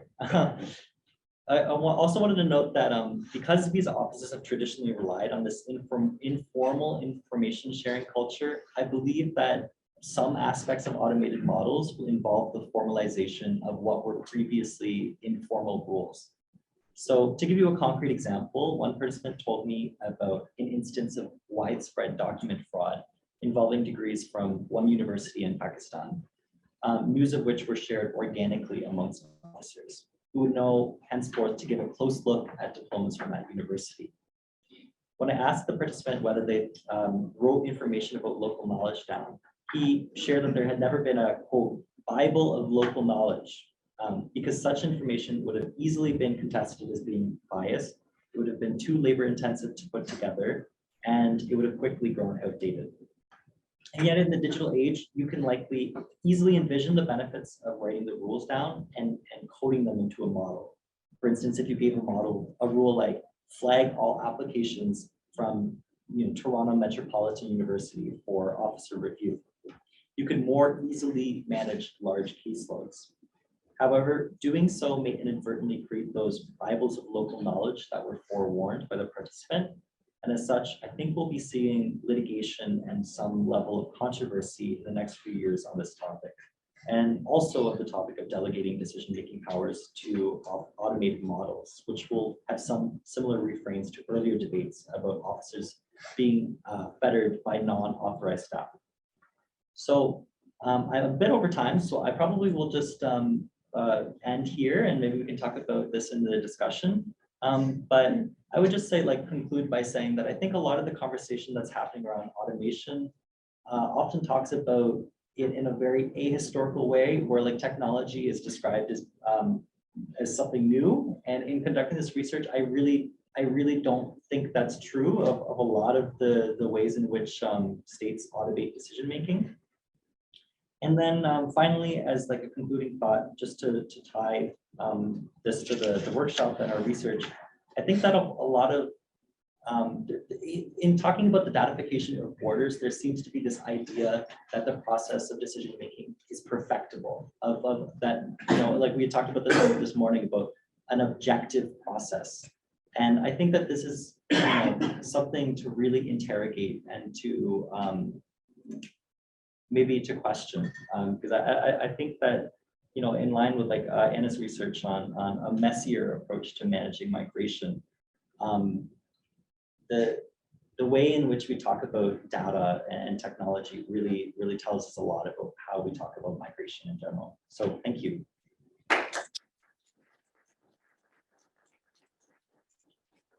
Thanks, Nick, for sticking to the time. Thanks also for providing rich insights into the lived experiences and perceptions of Canadian visa officers. And I hope we can also maybe in the Q&A get a little bit more into the intricacies of your methodology of doing life history interviews. Because I was really also struck with some of the quotations which didn't appear now in the slide, but in your paper about how the officers were reflected on their practices as somehow already kind of embodying algorithmic processing of doing social sorting on the basis of their own local knowledges. So it would be maybe interesting to tease that out a bit further. I should also mention that Lucia will be keeping an eye on the chat, so people online do fill in your questions in the chat, and we'll get to that after the presentation. But first, let's give the floor to Phil for the second presentation. Thank you so much, Koen, and thanks to all the organizers for putting this together and also making space for a historical panel. I think it's really nice. And I think I'm just going to pick up where you left off, really, and move the discussion even a little bit further back in time, a little bit south from here to New York City.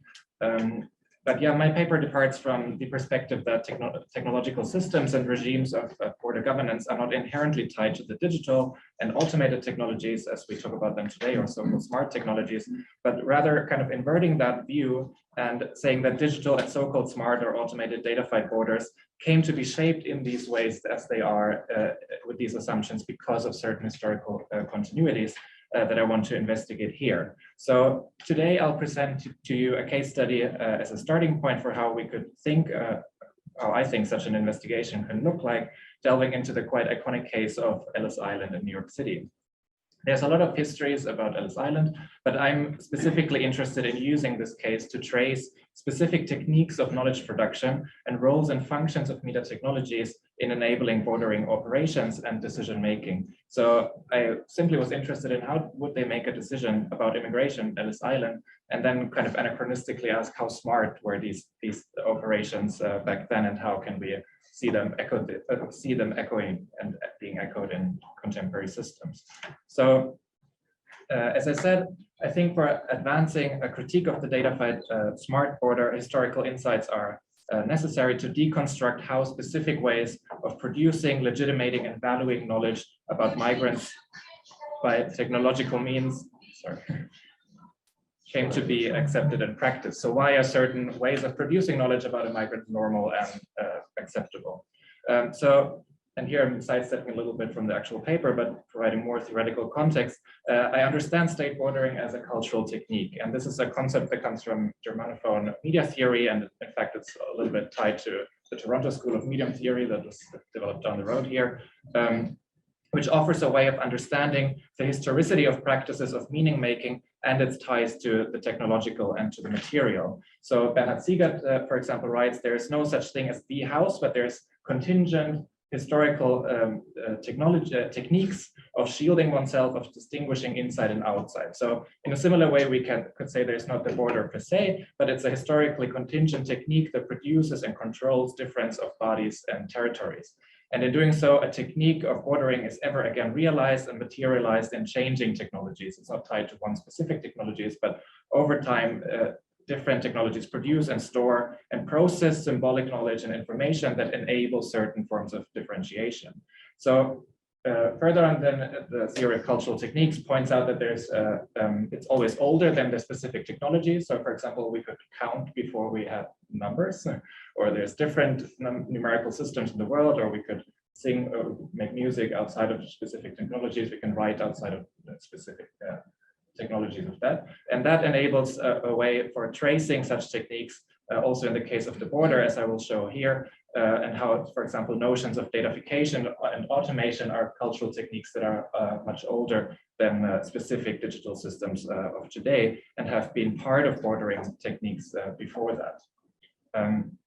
So how is Ellis Island now a case or a site of such cultural techniques of bordering? The station was opened in 1892 in the harbor of New York City to control ever-increasing immigration from Europe more systematically, but also in response to an ever more complex system of immigration rules that regulated this migration. And as I think someone in the earlier panel mentioned, the first time in the US it was actually regulated was in the 1870s with the Chinese Exclusion Act. Before that, practically anyone could kind of enter. So the numbers went up, and also the rules became more and more complex. So these infrastructures started to appear. And this building that is still there today, and this kind of iconic structure, it was built after the first wooden building burned down, and it's still there today. And it's based on the island of Ellis Island, so which already offers, being on an island, a separation from the actual city, because it was also used for quarantining cases of contagious diseases, and was built as this infrastructure for decision-making between immigration, deportation, detention. So this filtering operation then produced a lot of work. And here Commissioner William Williams wrote in 1903 that this inspecting the immigrant, as it was called then, is an art that not all of the officials known as immigrant inspectors are masters of. And it's a huge, gigantic task to assess these 900,000 immigrants a year, to detect such difficult matters as, for example, pauperism, likelihood of becoming a public charge, physical defects, and so on. And this is a task truly gigantic, calling for industry, intelligence, ability to examine and cross-examine with a view to ascertaining relevant and omitting other irrelevant facts. So these criteria that had to be assessed became ever more complex, as I said, but instead of lobbying to maybe reduce these criteria or reduce the complexities and acknowledge that it's actually impossible to make these decisions and acknowledge the limits of knowledge production that there are, actually a more and more complex systems of techniques and media technologies to enable and support this process was set in place. So as Williams writes, this task truly gigantic had to be somewhat delegated, and we also heard about delegation a lot in the previous paper. And to understand this process of delegation and the role of media technologies in enabling these techniques and acting as these delegates for the kind of impossible task of bordering, I further draw in the paper on the concept of proxies as discussed by Wendy Chun, but also Dylan Malvin, as these technological and cultural means of standing in for some other reality and variable that cannot be assessed or experienced directly. So proxies devise the people, artifacts, places, and moments invested with the authority to represent the world. So if we cannot experience something directly, we need a proxy to be a representative of that, a stand-in of that we think that it has the authority to objectively stand in. And these can then be used to visualize what cannot be experienced or to infer behavior that people are interested in but cannot directly access. So for example, the border guard cannot directly access certain things, so we would use, as we heard in the morning, for example, voice biometrics to stand in for that question about origin. And these proxies are constructed and legitimized to consistently use some things to stand in for the world. It's an act of reduction, of delegation, and of standardization to specific media technologies. So in that sense, proxification is a cultural technique of knowledge production at the border under impossible conditions by having certain stand-ins to assess the migrant and infer a decision about immigration. So now with the help of this concept, I will address some of the techniques of knowledge production that were present at Ellis Island. And so we can see the kind of historical genealogies of the smart border, of ways of decision-making through media technologies that I think are still central to digital borders today. So how impossible this task of border operations really was at Ellis Island can be impressively, I think, demonstrated with this list of excluded classes.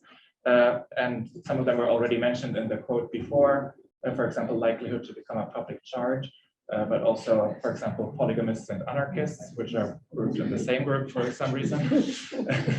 So how do you assess these categories of incoming migrants?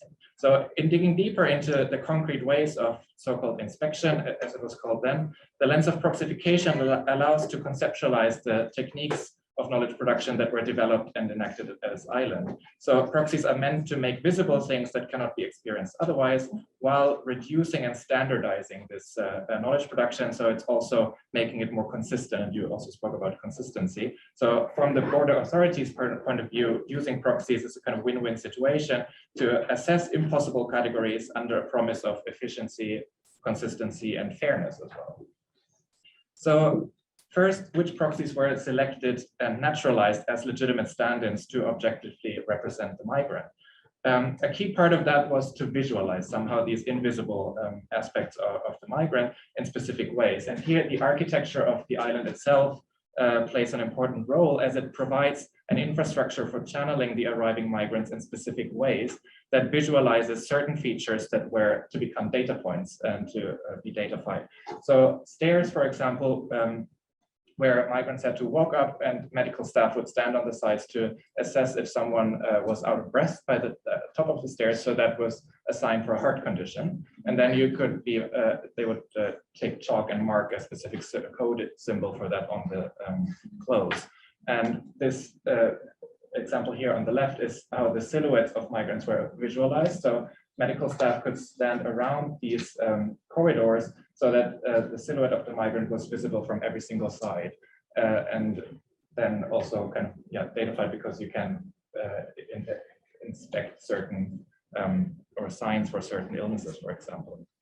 So in these systems, assessment is broken down into discrete consecutive steps. So breaking apart the complexity of the migrant in specific steps that come after each other, each producing a single data point that stands in for the migrant's health or other features when we also have interviewing stages for, so that it's more biographical data points that ultimately in their combination stand in for the suitability of immigration of this person at large.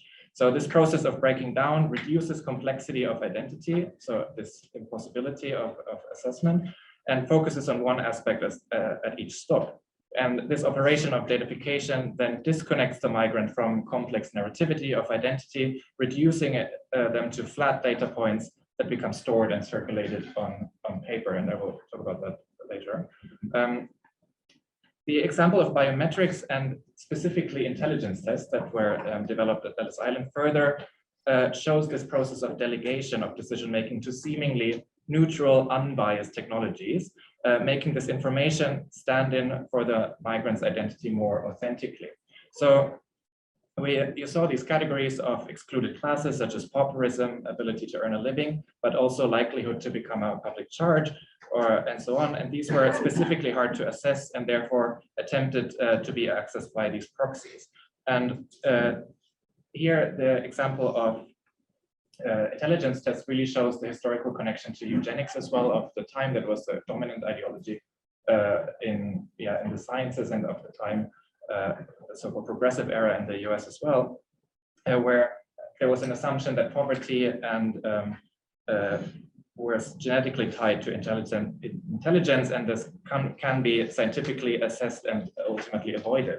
So the top biologists and psychologists of the US would actually go to Ellis Island and use it as a testing ground, as a laboratory to develop these techniques. And you can just read the scientific academic publications in journals of the time, where they summarize what they have done at Ellis Island and what kind of conclusions they came to. And then, for example, they would find out that specific nationalities had specific intelligence test scores. And then you can see that in the year after that, for example, the deportation rate for this specific group would go up. So there is the correlation in the actual embodied consequence of such techniques of knowledge production becomes very, very much necessary. But for the border guards, this intelligence test promised neutrality. It was seen as better than a human who could be biased or could be bribed. There were a lot of bribery scandals at Ellis Island.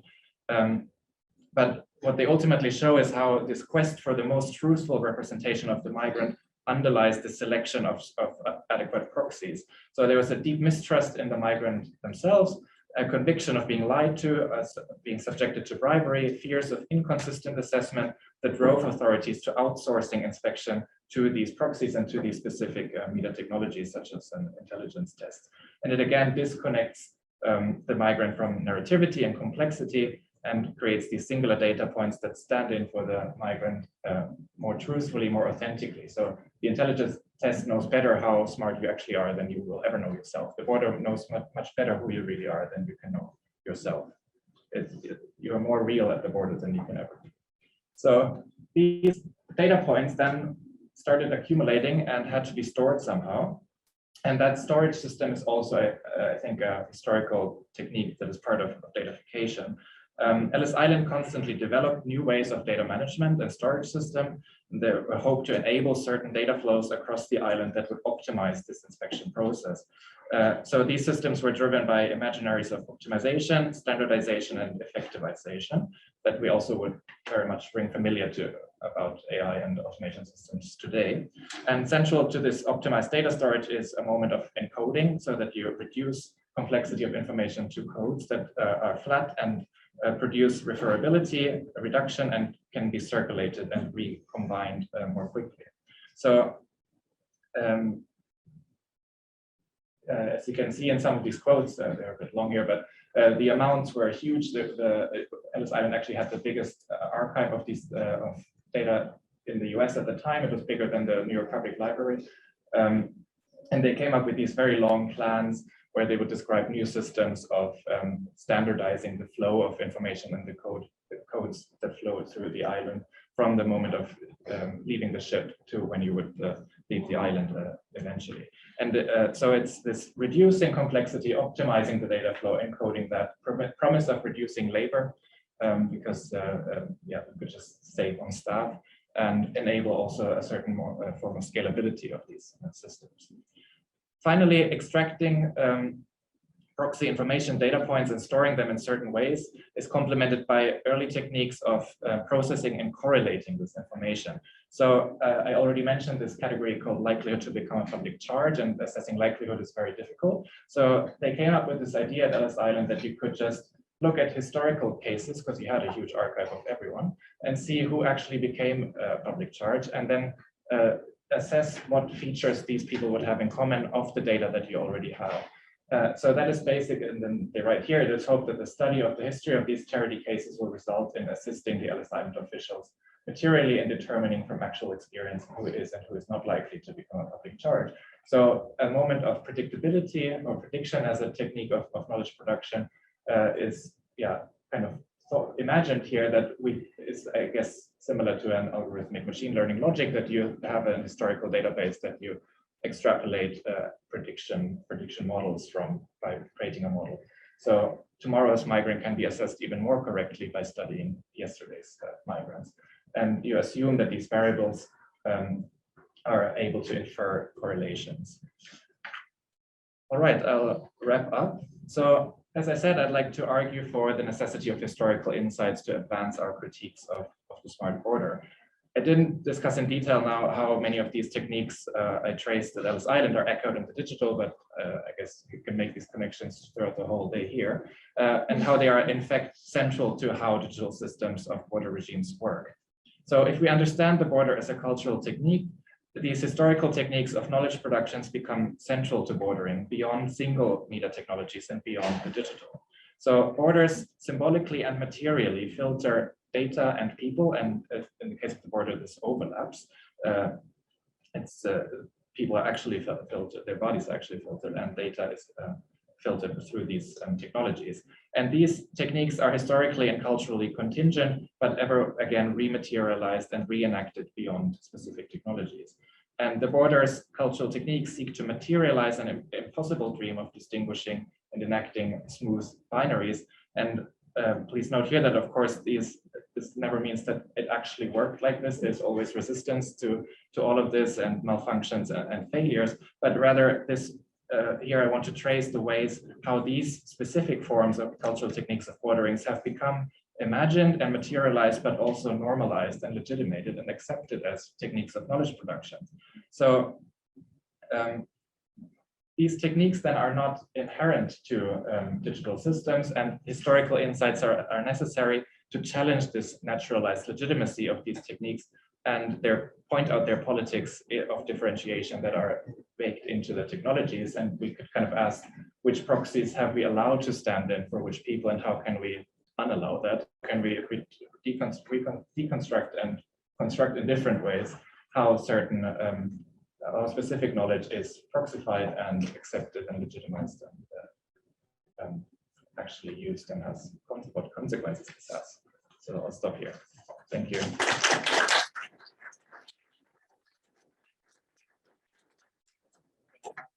The context of this picture. Yes. Yeah.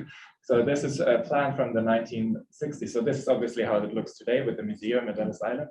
And after it closed in the 1950s, it just was lying around with nothing. And one plan was to build a shopping mall on Ellis Island, and one plan was to build a nuclear power plant on Ellis Island. And these are some of the drawings from the 60s and 70s. These plans. All right, thank you. Sorry.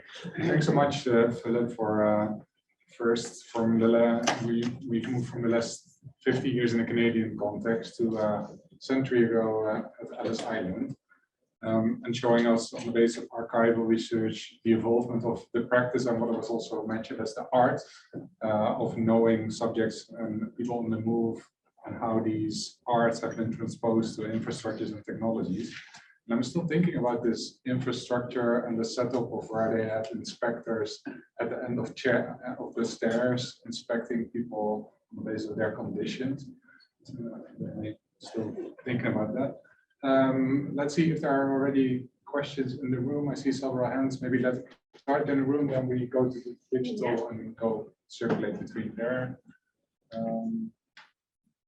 Yeah, thank you. I have the privilege of having read Nick's work before, and I like how you've evolved it. I just wanted to add mostly a comment to emphasize some of the things that Nick says that I think are relevant for what we've been discussing earlier and probably later, which is how well, first of all, that I think what both of you are saying, that technology is nothing new. It depends on how we define technology, and I think that is very interesting, Felipe, also in your work. And I'm familiar with Ellis Island as a visitor, but I would never have thought of all that.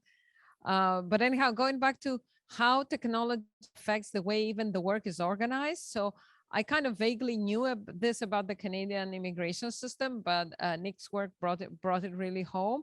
That, for instance, before the Immigration Refugee Citizenship Canada had visa officers abroad, and there were different types of technologies that were used.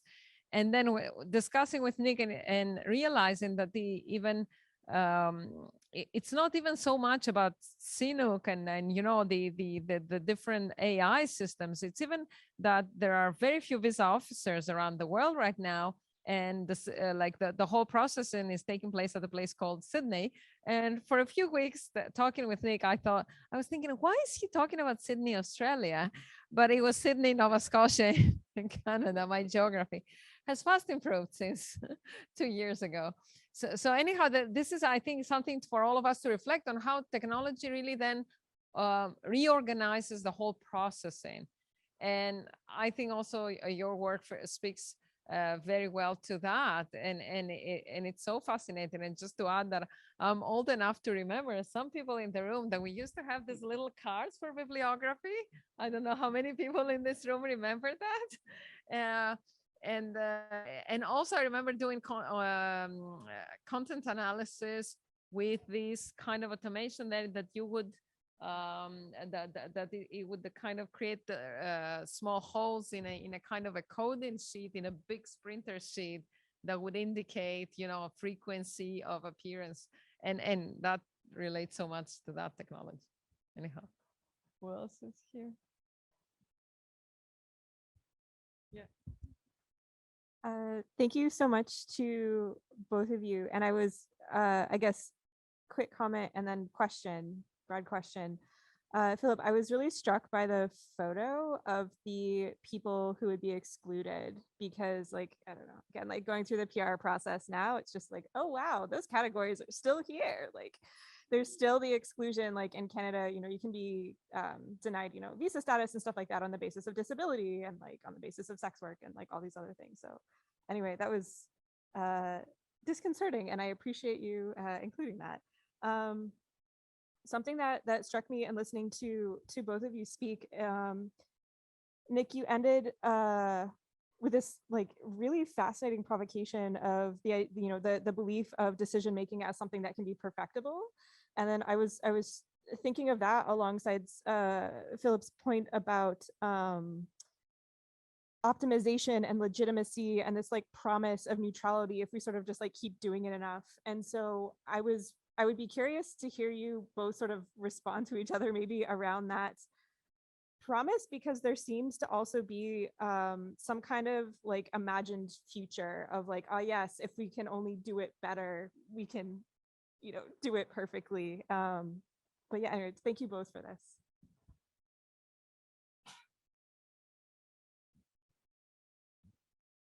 Yeah, I have one each for two speakers. I think it is very brave of you to speak on visa issues, because we migration scholars find it a hot potato, and, you know, whereas the governments always hide it behind the sovereignty, you know, cloud. They say that it is not to be considered a subject to be discussed by public or by other governments. So that's important. As regards to standardization, I think it's creating more of the non-level playing field, because standardization, a standard being applied to non-standardized population of immigrants, because those who are applying for the visas are certainly not at the same level, same type, same people.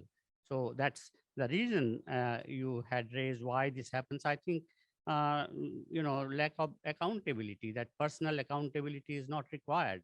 If I just press the button, then it is the, you know, what you call, I would say blame it on the Bibles of the local knowledge that you call Bibles. So that, I think, is something that needs to be perhaps flagged to draw the attention of the policymakers. With respect to your presentation, yes, like Anna, I also had the you know, opportunity of visiting Ellis Island, and as a tourist, of course. What I find interesting is that the list of exclusions where they're not allowed immigration, there are two categories. One is manual labor, and the other one is persons whose tickets are paid for by the municipalities or governments. Can you explain why these two were excluded?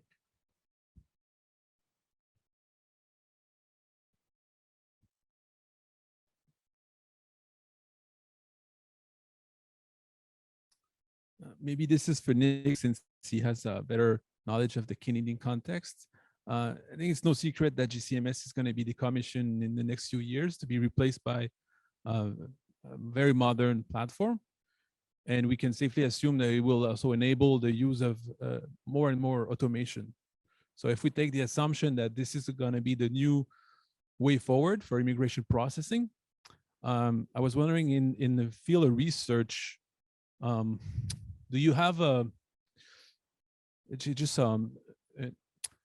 prescription for what type of research should be conducted in the future to inform policymaker in how to design those systems, knowing that they're going to be there, how to design those systems that will try to account for some of the, issues that we're still discovering with the use of those algorithms, machine learning, and how maybe there's a new frontier or like some sort of interdisciplinary work which bridge computer science and sociology or other social sciences.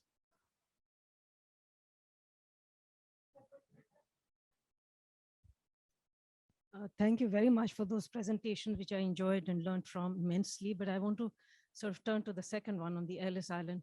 First, just a brief observation. I was really struck by the diagram you had of people moving through and the medical officers on both sides. And it's very reminiscent of a more recent phenomena during COVID. I think in airports, this is a kind of diagram I could have easily drawn because there was digitization of this process of seeing whose body temperatures are where and so on and so forth and isolating them and so on and so forth.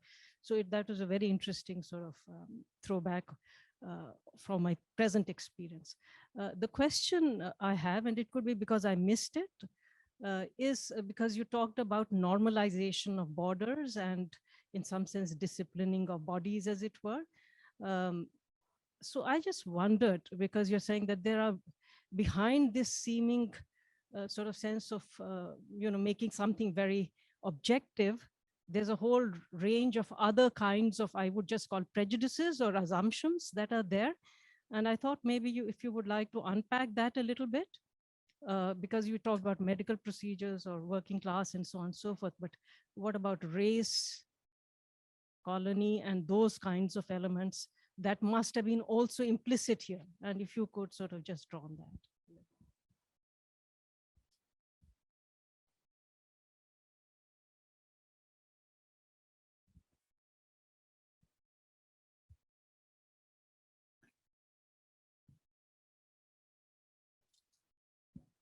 I'd say I'll combine the questions about decision making as a perfectible process and one that is legitimated and seen as potentially neutral, and then also the question about standardization.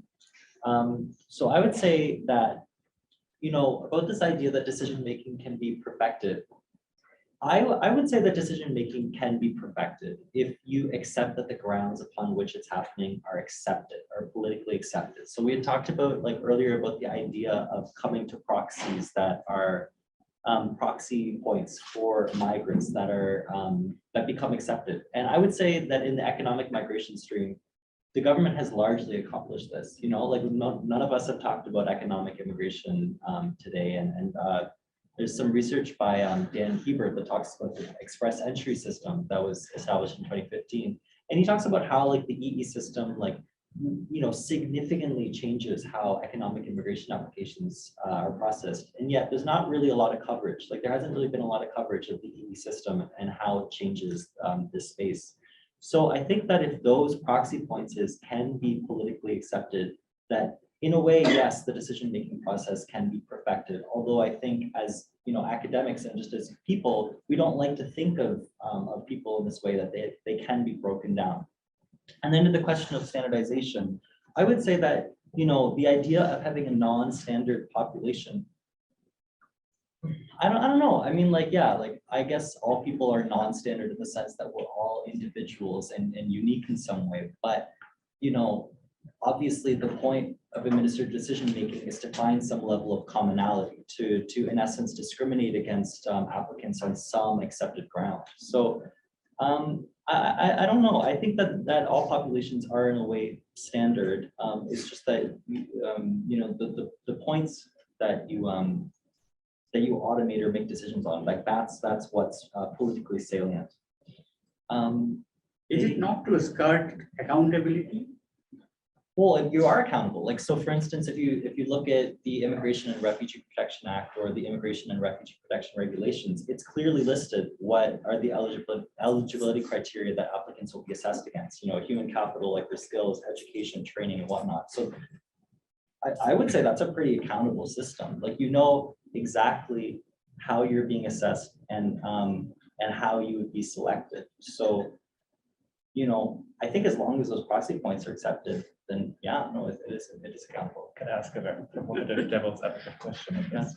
Do you think in 100 years there will be someone sitting here with this list like me on the and ridiculing how, and that would maybe show the historical contingency of these categories, that maybe in 100 years we will be like, this is totally crazy.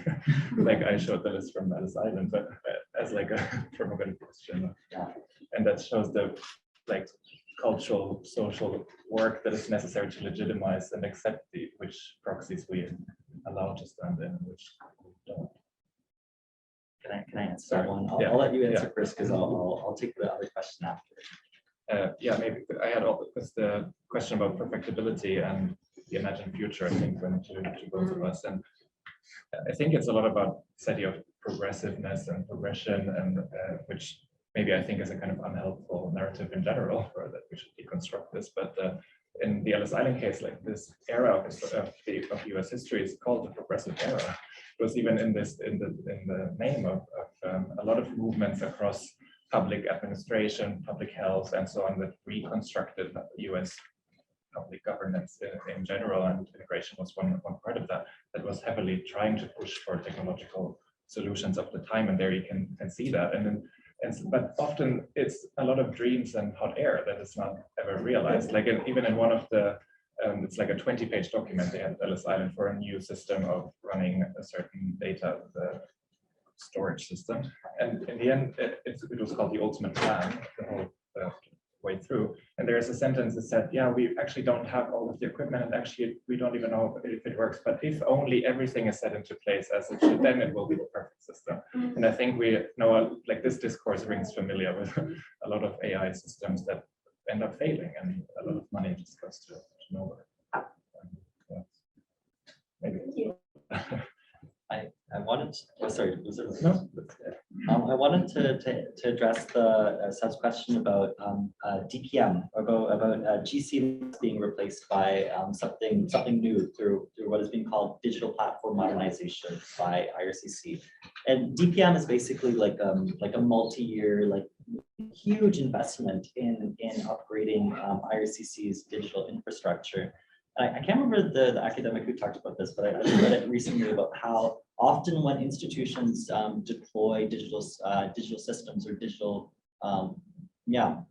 digital platforms, that they coincide with the need to update legislation. Because the method by which you conduct your work is often more than just that. It in itself is a way of enacting policy.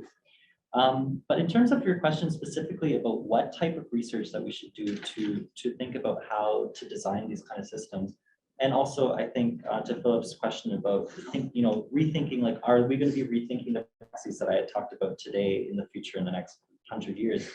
I think that one, I would say that I think it's a little bit, it's often a bit cliche to talk about like paradigmatic changes in migration systems, and it kind of feels like a little bit like gimmicky, like give me money, like something's about to change. But I would say that I think that Canada's migration or managed migration model is on the precipice of change, and I would say like the next, like half decade or not. So like what I would note from that is one, DPM is happening, and it's like replacing GCMS. Two, there's a strategic review of Canada's migration model that is happening right now in like the public sphere. And the last time, to my knowledge, that this happened was in the late 90s. And the result of that was the creation of the Immigration and Refugee Protection Act. So I would say, like, as academics or just as advocates, like, be conscious of the fact that this is an aging system that is about to change. So if you have thoughts, I would say, start publishing and then start talking about them. Maybe with that, seeing we have about 5 minutes left, and there were also some questions coming in. Sorry, should I? There were two more questions that I left unanswered. Yeah. The one about manual labor and paid for by the municipality. They were very complex. It's like some systems you couldn't have a job and then you were allowed to enter. If you had a job, then they assumed you were hired through some agency and basically trafficked in for work, and that's why this was banned. And I think the same is for paid for by the municipality. They assumed that there was like some kind of trafficking of work going on, which is basically the opposite of today. If you don't have a job, you probably cannot enter. Yeah. But some of these regulations, they changed almost on a yearly basis. Like it's a very complex system, and maybe that's was maybe the point of it, that it's like totally messy system that no one can actually follow. And about the prejudices and assumptions in normalizing specific rules or lines of differentiation that we talked about, I think, yeah, race and class and all of that is produced within these categories. When I think there was a lot of racialization of Southern and Eastern Europeans going on at that time, that is then extrapolated. If we, for example, say that the intelligence tests for, I think, Hungarian Jews were pointed out in one of these texts, and then that's extrapolated to the whole population of some area, and that's how ethnicity and race then are produced in class as well. If you traveled in first class, you were exempted from most of this process just because you had a more expensive ticket. Should we turn to our online or virtual questions? Thank you both for your presentations. I thought they were incredibly insightful. And Phil, frankly, I think there might be some nuances within the work that you're doing that, or maybe not nuances, but similarities with respect to how IBM, the company IBM, was involved with tabulation and the Holocaust, which you might be very familiar with. But very interesting work. And so we have two questions, ironically enough, one for each of you. Philip, for you, our first question really is from Preeti, and they're saying, thank you, first and foremost. I work on histories of imperial datafication by focusing on British Empire and inventorship. And the question really is around, well, they say, I was wondering if you had any further thoughts on defining datafication in this process of historicizing it. Would it be perhaps to include histories of knowledge making, information gathering, but more as well? And then Nick, for you, we've got a question from Alvin. It's twofold. If automation is used, why does it take so long for scholars from Global South to obtain Canadian visa for conferences? And I recognize that perhaps that might not be your area of expertise. And then the second question is more pointed. Do the visa officers treat applicants for investor visa programs differently and use a different logic? And we have another one, Nick. I think automation is also about exclusions. It clearly has parameters for things to be automated. It's not saying you'll automatically get it. It's saying here's a list of acceptable things, correct answers, and if you answer correct, then you are in. So just some food for thought there. Can I just make sure with the local organizer, can we have our coffee and bring it into the room so that we can take a couple of minutes from the coffee break? Or is it? Yeah, that's cool. So let's take 4 minutes-ish before we head towards coffee. Yeah. Check if the just have to check if the coffee's ready. Yeah, 1 minute. Yeah, maybe keep going. We'll just keep going. Sorry for the nudge there. Should I answer the identification question? Yeah. So here's the definition. I don't think there's one. This is identification and this is not identification. It's I would again use cultural technique as a way of historically describing how at certain points specific technologies in specific contingent contexts create techniques that become accepted as techniques that datafy, that share some functions of breaking down, correlating data points, storing them in external systems, archive systems, and some loosely defined parts like that. And then this can consolidate in certain contexts, and certainly imperialism, colonialism, labor migrations, and so on is a part of that. And in others, again, maybe also in Holocaust and so on. And these are then specifically situated historical contexts where some social and some material things come together. Thank you. So context matters. Yes. Yes. To the two questions that I got, so to Alvin's question about automation being used. So I'd say, and I'm going to answer this question just based on the publicly available information, even though this is my work. So I'd say, like, you know, IRCC generally employs a very cautious approach when it comes to deploying automation in decision making. There's no applications that are refused by models. And also most applications still continue to receive, well, like applications still receive officer review. So it's not as if like you deploy an automated solution and all of a sudden the backlog is completely cleared. Like I think if you had to do that, you'd use other devices, like regulatory like instructions and whatnot. I don't know, there was a second part of the question. Can you remind me? Yeah, so do the visa officers treat applicants for investor visa programs differently and use a different logic? So yeah, my research isn't about the investor stream specifically. Like I focus on the economic migration stream specifically as it relates to like mostly skilled worker applicants. But although that stream has been expanded in the last few years to include Canadian experience class and then federal skilled workers who are not assessed in the point system. So the second question about automation used as a form of exclusion. Yeah, I think, I don't know. I mean, like, I would say that like RCC's models, as like they've been discussed publicly, are usually framed in the sense of inclusiveness, about like finding easy wins and like less complicated applications that can be facilitated for review. So, I mean, yeah, I think inherent to that, there is a conversation about exclusion as well. It's like, who doesn't get included in that category? Who doesn't get, you know, triaged in a certain way or treated in a certain way? But again, I don't think that this is inherently different from past techniques that officers or staff would use in triaging applications into certain categories. I think it's just about using different technologies to advance that goal. Yeah. Thank you. There's a dichotomy, if you will, of exclusion and exclusion as a result of one or the other. Just as a part of any administrative decision-making process, you know. I guess looking at the time that it's time for us to wrap up this session. Thanks so much for your engagement here. Start our third and final session. And we have 3 papers today here, and as in previous sessions, prepared some questions for the presenters, and also in chat, Younes here is taking the chat questions from the chat. So our first paper is presented by CERC Juarez, and it's co-written with my colleague Ahouga, and Sergio will present it. And it's coded as criminal gang databases, border technologies, and colonial subjectivity. Floor is yours.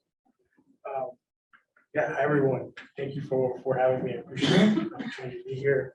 So overview about the paper. We are looking at gang databases in the United States. Gang databases, specifically, we're making this argument that through this technology, Black and brown bodies, immigrant bodies are being constructed as criminal others.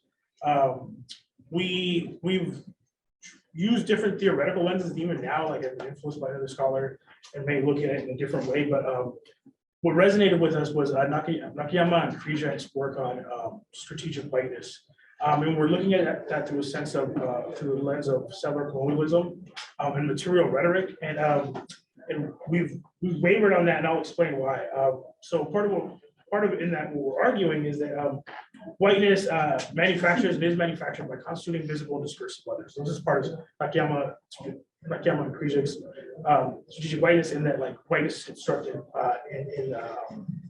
in contrast to others. And furthermore, as this technology has evolved, it's becoming a technology that is severely impacting migrants. And so the CalGang database, it was designed. It has other names. It's called CalGang in the United States, in California. It's called GangNet in other states.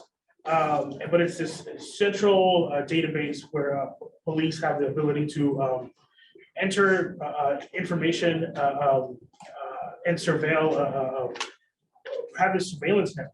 And not all of them, they're not, and they are integrated state to state. So the information that's entered in the Cal Gang database is also in the Minnesota Gang database. They have become integrated. They weren't before, they have now, but it's a way we were looking at, initially we were looking at this through a lens of material rhetoric, and we're looking at the database itself as a text. And this is why we sort of wavered on that, because it may be not the best idea to look at the database itself as a text, but as a medium for which it's creating the subjective other, right? And actually bodies are a text, right? The bodies that it's constructing, the bodies that it's making visible in a very specific way. And that is the text that we really should be focusing on. But there's something to be said about this medium being a form of strategic whiteness, right? This discursiveness that it is creating that has these multiple layers. And so the Cal Gang database, like I said, it's state of California funded. Recently, it's actually been suspended. LAPD can't use it. Other precincts can't use it. But still, it's still active. It's still it's a database. The information is still there. And part of the way information is coded is that police officers are out in the field, and they have what are called FI cards, like field identification cards, and they're little like paper, and they write on them, and they will write somebody's name, include take pictures of it, and so when they're entering the field, take pictures of a person, and so when they're entering the information, they put in their name, address, whatever information they can gather in the field, along with the picture of the person. But this has evolved. It's evolved because now, and this is further along, and this is outside of actually what I'm writing about, but I will say that it's evolved because officers in Mexico are using it through accessing it through Apple laptops, and they're able to get biometric information and enter information into the same database or similar database, Atlas database. It's different database. It's still like they're interconnected. So it's evolved, but that's outside of like what we're looking at. So like I said, we're using Nakayama and Kri's strategic whiteness. One is because this technology, right, makes it clear that whiteness is not just about bodies and skin color, but rather more about the discursive practice, right? Like how it's constructing this discursive other. And it's a process of colonialism, neo-colonialism, to sustain dominance. And so we make the argument that like Nakayama and Krizek say that whiteness is being constructed in contrast, right? That whiteness gets to be invisible because whiteness gets to discursively construct itself, but like it continues to maintain its invisibility by visibly constructing others as not us, right? For Latinos, like that's too ethnic for us. If you're Black, like that's too Black for us, right? It's too ghetto for us. It constructs itself in contrast, right? Never naming itself, right? It's never named. No one really identifies as white. I don't want to say like we have a white culture, right? But it constructs itself in this abstract way of constructing others. And further that, right? It's this. It's also associating itself with nationalism, right? That it delinks itself from whiteness, right? These white Europeanness. I should have put that up there. The whiteness in terms of Europeanness, right? It delinks itself from these nationalities, right? From Irish, Italian, name your European identity, but it evades that, right? Being articulated, right? Due to its status as a byproduct of settler colonial population production economies, and that it names these others, it identifies, it takes on the power of identifying others, right? And that itself is powerful to be able to construct others, restrict others' ability to mobilize, restrict rights, restrict abilities to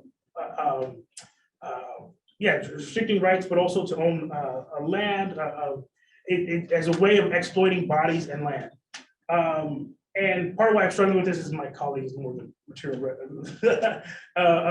knows this stuff more than I do. But still, part of it is that it delinks itself from these nationalities while still constructing itself in the abstract. And so it's still associated with power, right? And through its invisibility, it manifests this universality, right? That like, we're not that, we're something else.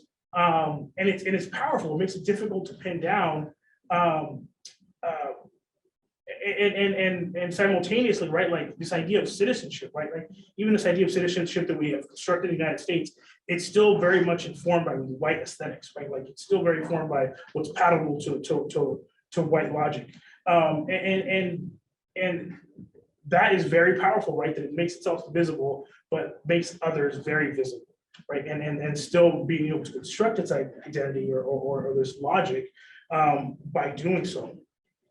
And so, and part of why we're interested in Marie's rhetorical material is that, or material rhetoric, is that again we're looking at the database itself as a text, right? But like, because it's rhetoric, but it still has this very material effect on bodies, right? And like someone had mentioned earlier that like it pushes bodies to be able to occupy some spaces, but not other spaces. It allows bodies. So it has a very material effect, very tangible effect. And so by being able to construct people as gangs, it means to increase this form of visibility, right? And one that is coded within our legal structures. And that is very powerful, right? That being able to construct these subjective others through legal structures, I mean, that's powerful. And that's why we're interested in these ideas of material rhetoric. And so again, we're getting to these ideas of visibility, the discursiveness and visibility, right? This technology, this CalGang technology, right? It discursively construct others, but also visibly construct others, right? And within the development of what the policy that made CalGang come to be is that it was constructing gang members as terrorists, right? So how easily brown and black bodies can be named terrorists in our legal structures. And that's something that we wanted to point to and as an example of like criminalizing black and brown bodies, right? That legally being able to criminalize black and brown bodies because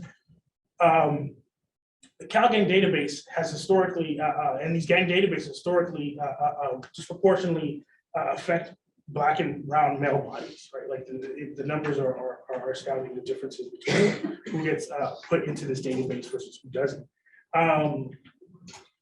And so, there's an articulation of this criminal other, right? So it's called subalternity. And so there's a constant surveillance, right? What is the term that I forgot? But part of what we're trying to explain and what we're trying to articulate, right, is that that bodies are treated differently, and not just treated differently, but visibly constructed differently. That some bodies under constant surveillance, right? That people that are added to this database without having committed a crime. Because that was possible, right? That without having committed a crime, you could enter into this database. And police can question anyone regardless of age. That in part is also in conjunction with other initiatives like gang injunctions. Gang injunctions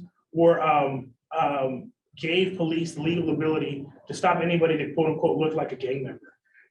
And so police can take photographs of anybody, add them to the database, and once the info was entered, it was in a statewide database, now nation or federal database, and that person is identified as a gang member, right? Main accusation as a gang member. But it also served to, what was interesting is it also served to support the argument for having gang injunctions, right? Like there was a reciprocal relationship that it justifies and justified gang injunctions, right? So again, it's this having the ability to construct this visible other and be able to discipline this visible other, right? That like that it justifies the violence, the state violence that is extracted on bodies And so it's like a circular relationship, like, yeah, they're terrible. This is why we're doing what we're doing that's terrible because of these stats, right? It proves itself. And so, and part of what we're getting to is the material impact, right? Like that being in this database allowed for what's called gang enhancements. Gang enhancements in a court meant that if you were found guilty of a crime, it could be the time served could be enhanced. And so for some folks, it could be additional 2, 3, 4 years, and it's at the court's discretion, right? So that's one example of like the material impact that being in this gang database can have. And one that when I left off that I think is important here is that it can also be used has been used, will continue to be used in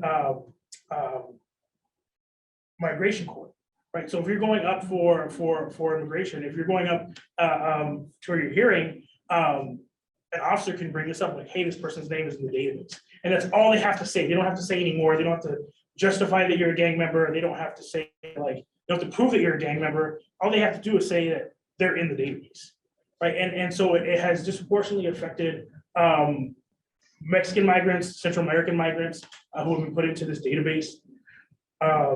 And that's a further example of like the impact that this database has had because oh yeah, this is what I was getting to, territoriality. So part of the strategic whiteness and part of why we're going towards colonial, settler colonialism is trying to better articulate these uneven landscapes that are created for migrant bodies. And so under the Trump administration, there was a Secure Communities Initiative, and which was reinitiated and allowed Department of Homeland Security to monitor local arrest records, but also allow federal local partnerships. And that's where this database that's where this database became very important for migrant bodies, right? In that federal agencies could have access to this database. And so, yeah, they were given the ability to check fingerprints of people against local records. They can scan a person's fingerprint to see if it's a match. Folks were able, and since then, it's not, states don't have to comply or local agencies don't have to comply anymore. This has changed. But it deputized local law enforcement so that they may issue immigration statements, right? So you can detain people for 48 hours while people's information was being run in a database. And so and that's part of why we make this argument about like this enhanced surveillance that happens for migrant bodies, right? Because if you're like myself, identified as Mexican somewhere in Los Angeles, and you're in a neighborhood where there's quote unquote known gang activity, and you're not even a gang member, you can be put into this database, right? And if you're in the process of trying to get citizenship, right, like that can work against you. So you haven't committed any crime, you put into this database, and you've been issued a notice to appear, and now that can be used against you. Sorry. So quickly, what I'll say is that there are consequences, right? Like understanding how power is discursively made, right? Like the white state gets to define legally subjective criminal gang behavior, right? That power to have construct visible others, but the invisibility of power, right? The white state legislative process remains inaccessible to criminal gang members. Like, as if you've been put in this database, it's really hard to get off this database. The CalGang database is not accessible to. I haven't even been able to see the gang database. I'm trying to get access to it, but you can't, right? If you're a civilian, you can't get access to it. And the state is defined by nationalist and legal discourses, and it shapes these uneven landscapes for people of color that are surveilled and controlled by law enforcement. Thank you.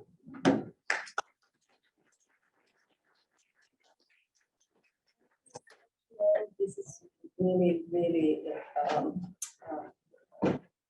illustrative example of the harmfulness of certain databases and datafication, and I'm sure there will be many questions coming up later on. But now we take the second paper that's by Maria Georgiou, and it's about digital refugees being displaced, young and insecure within and against the digital border. Thank you, Kaarina. Thank you for the organizers for putting together this amazing event. Thank you to everybody who's still here and still not sleeping. It's been a long but exciting day, so hopefully we'll keep going for a while longer. Talking here about research that falls within my wider interest in the humans of the digital border. So I'm particularly interested in thinking about the technologies and the governmentality of migration, but from the side of the human. So a lot of research that I have done and the work that I will be presenting today relates to this perspective. So I'm coming to this conversation by addressing the question of how can we understand technologies and governmentality of the border if we actually start from the human instead of technology.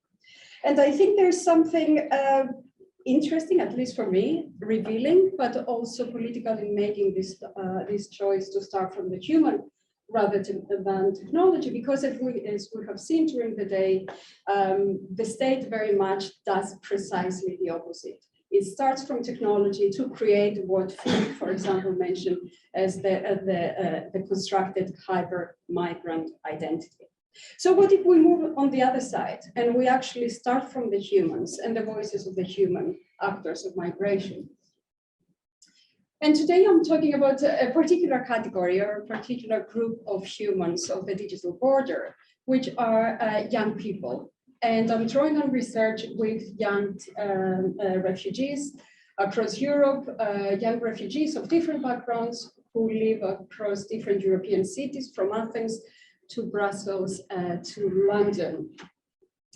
And this is a group that I engaged for the first time in the context of a project, of a European project called Y Skills. And it is a group of young people who have taught me a lot about how we think about migration. It is also a group who we very often hear a lot about, but we very rarely engage with because of their age, because of their vulnerabilities, because of access. I know, of course, that there are people like Koen who has engaged for a long time with people like that. But in the overall topic that interests me is how the humans of the digital border engage in this process of being and becoming, to use Stuart Hall's work, in the context of the digital border.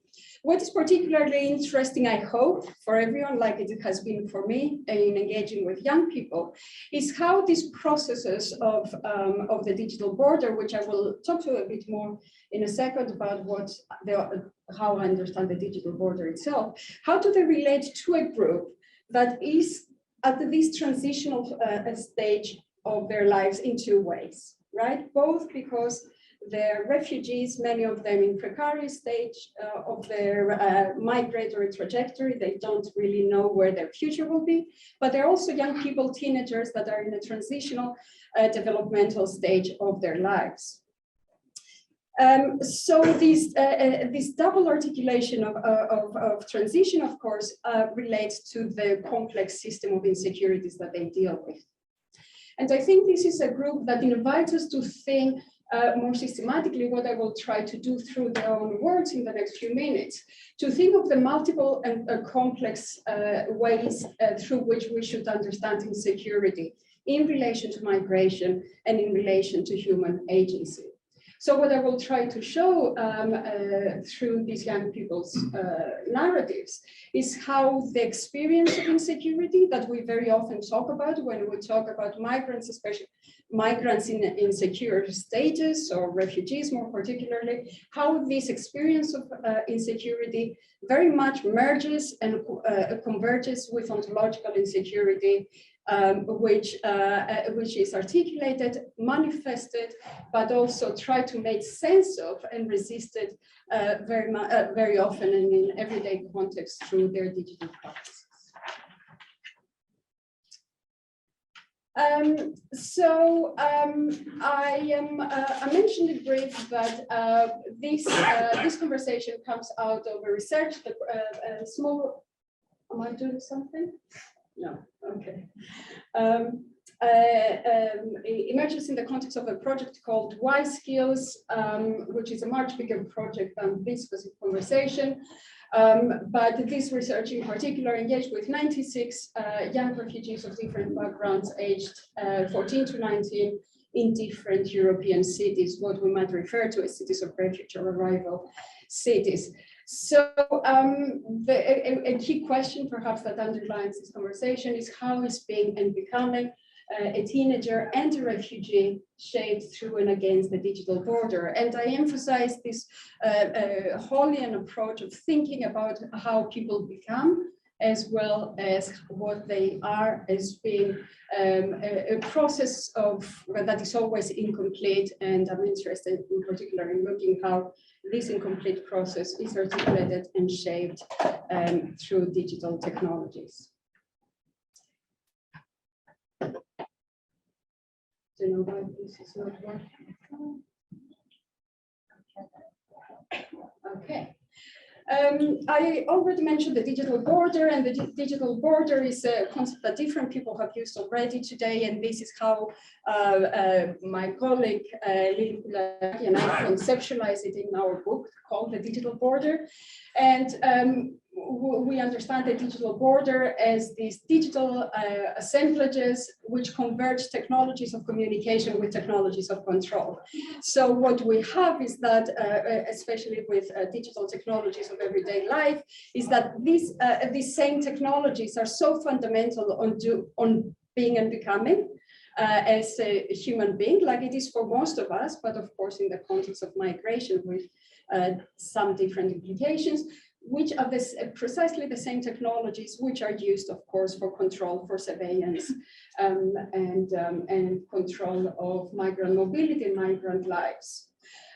These are not just technologies that we know traditionally and conventionally as taking place at the moment of entry or attempt to enter Western territories, but they are also technologies that more and more expand across all elements of life. So the territorial border is not just at the point of crossing, it moves into cities as people's lives are surveyed now also in educational context, in health context, in work context, but it's also a border that is not only expressed territorially, but also symbolically, especially through the narratives and discourses of migration that we see them very often in the media, framing the way that we're expected to understand what migration is about, and look at the migrant bashing that is taking place right now in the UK today, just because the numbers of migrants were revealed. So there's only particular ways, and usually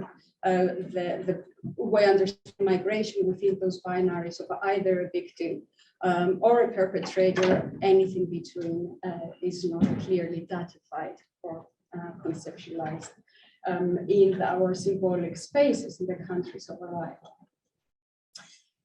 So this is the bigger context, and within the digital border, I was interested, and my colleagues who worked on this project on Y Skills and I went out to talk to young refugees to see how they experience the digital border. And what I will try to do here is to talk about three elements of the ways that young refugees experience insecurities and how they seek security through their digital practices, starting from the experience of seeking and occasionally finding security, to moving then to the ontological insecurities and how they try to manage them, before I conclude by identifying the unequal struggle of trying to find security in the digital border. Now I'm facing myself with an inherent contradiction of our academic conference life, that I want to fundamentally depend on the voices of participants, not to develop not just to develop a systematic empirical discussion, but to actually to make a point about how we have to inductively produce theory with the voices and driven by the voices and experiences of our participants. Of course, my predicament is that I have very limited time, so I can only draw in and out from these voices. So I'm aware of that irony, but I also, of course, cannot keep you here until midnight. But I want to start from that space of the ordinary. So how that space of seeking and perhaps finding security relates to being ordinary, to being an ordinary human, to being a teenager, but also to be a refugee. So one of the things that we found in our research is that there are certain kinds of literacies, what we might refer to as digital literacies, media literacies, but also citizen literacies that develop in the border and the young people develop within the border. And these experiences have to do with things that many teenagers do. For example, they go on YouTube to look at, to watch tutorials about the subject that they do at school. My son, who's a teenager, does that as well.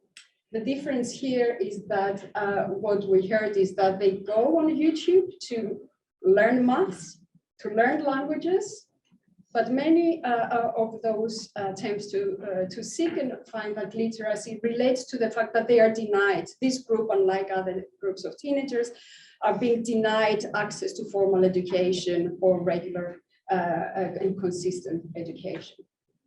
So I want to start from that to emphasize that the space of the ordinary and how refugees that we often study in relation to the governmentality of migration and the border are also ordinary young people. But they're always doing what they do with the border. And I think the last quotation is typical here when one of our participants said, yes, we use Google Maps and so on, we find our ways, we found the gym, great, let's be ordinary. Let's be do what everybody else does. But, well, we try to join the gym, but we don't have ID, so then we can't. And this saying that, of course, is as ordinary as their use of media themselves.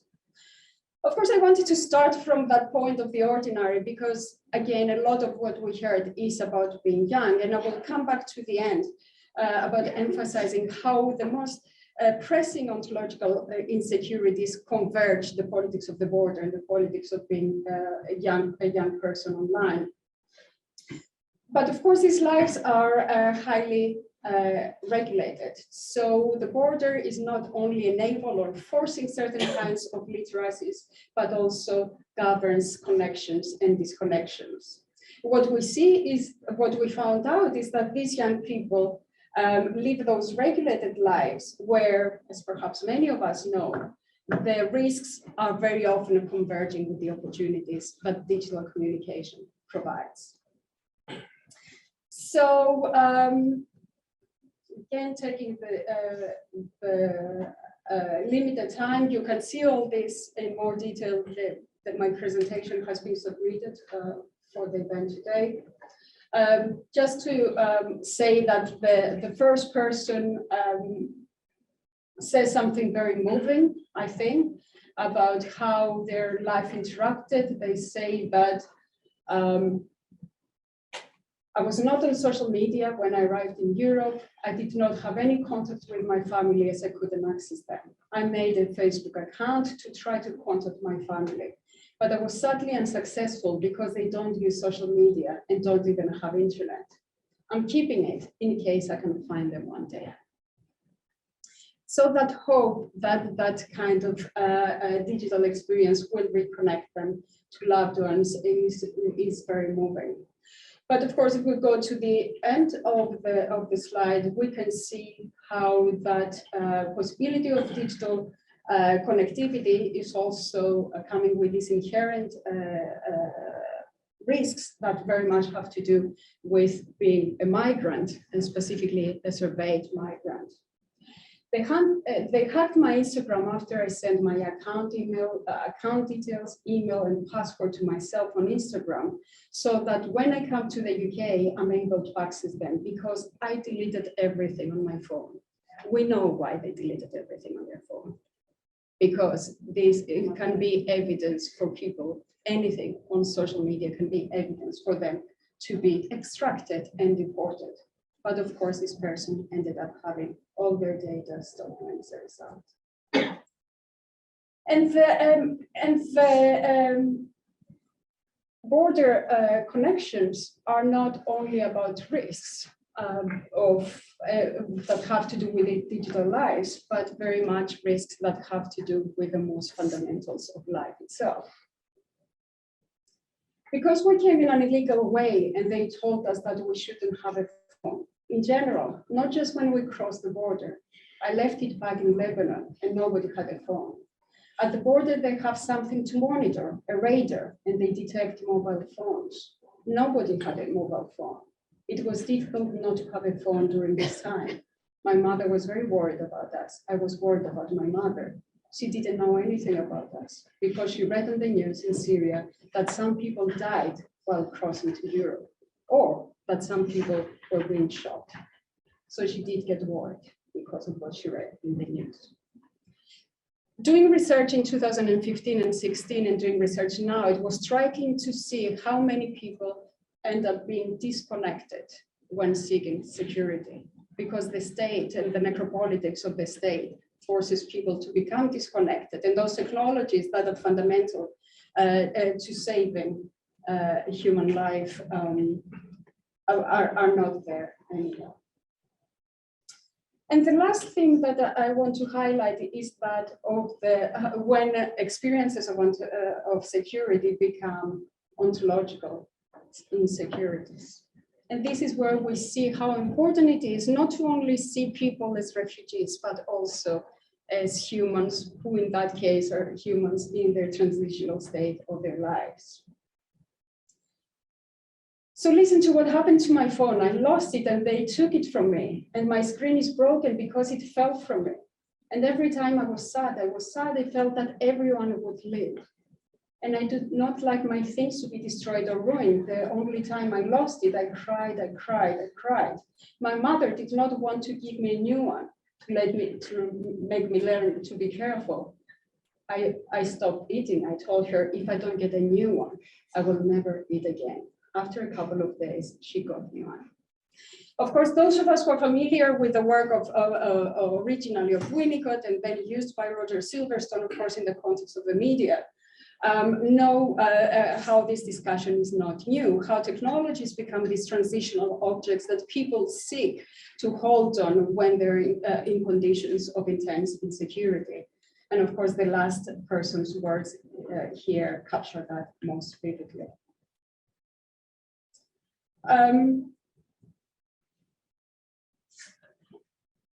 Just to focus on the highlighted bits because of lack of time. Here we can see how this sense of the experience of insecurity and ontological insecurity merge. The first quotation, I think, highlights how a person who has trust issues probably has to do with the experience that they had in their lives. The second person is talking about the pressures to be perfect on social media, and the third one again highlights that it's not only, of course, the pressures of the border that are important for them, but also the pressures that are intensified, that have to do with age and are intensified in digital media. Social media, many people commit suicide. This is really wrong. Okay, so to conclude, our initial discussion with these young people has been about what kind of skills do they develop as teenagers, as refugees, as people who are in a transitional state in their lives. What we found, which hopefully came a bit across in the richness and the reflexive words that they shared with us, is that many of the young refugees occupy that space of ambivalence and intense pressures, both to behave in a particular way as refugees. They are aware of the demands to be good refugees, the good migrants, but also they have to find themselves as being teenagers and becoming, as good teenagers as they can. The girl there in the pic on this photo on the side shared her Instagram with us, where she showed us a profile which looked like many other teenagers' Instagram profiles. She's an Afghan girl stuck in Athens for 3 years waiting to be reunited with her mother in Germany. Finally, she is there. She wants to be a model, and this is what her Instagram page looks like. So the skills that these people develop have to do with managing and living with the risks of the border, but also the opportunities of them to try and find a space and represent themselves within the politics of the border as refugees and as young people. And the most important thing I think that we found is what is highlighted in the middle, about the way through which their agency and their reflexivity emerges from the margin, and while being aware of the multiple risks that they're exposed to, but also it's an agency that is produced for and through the margins. So,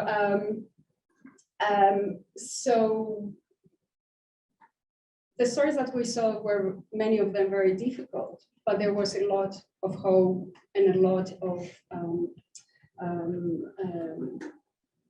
I want to say resilience, but we know what's problematic with resilience, but a lot of power among these people to manage and to be and become human within the digital border.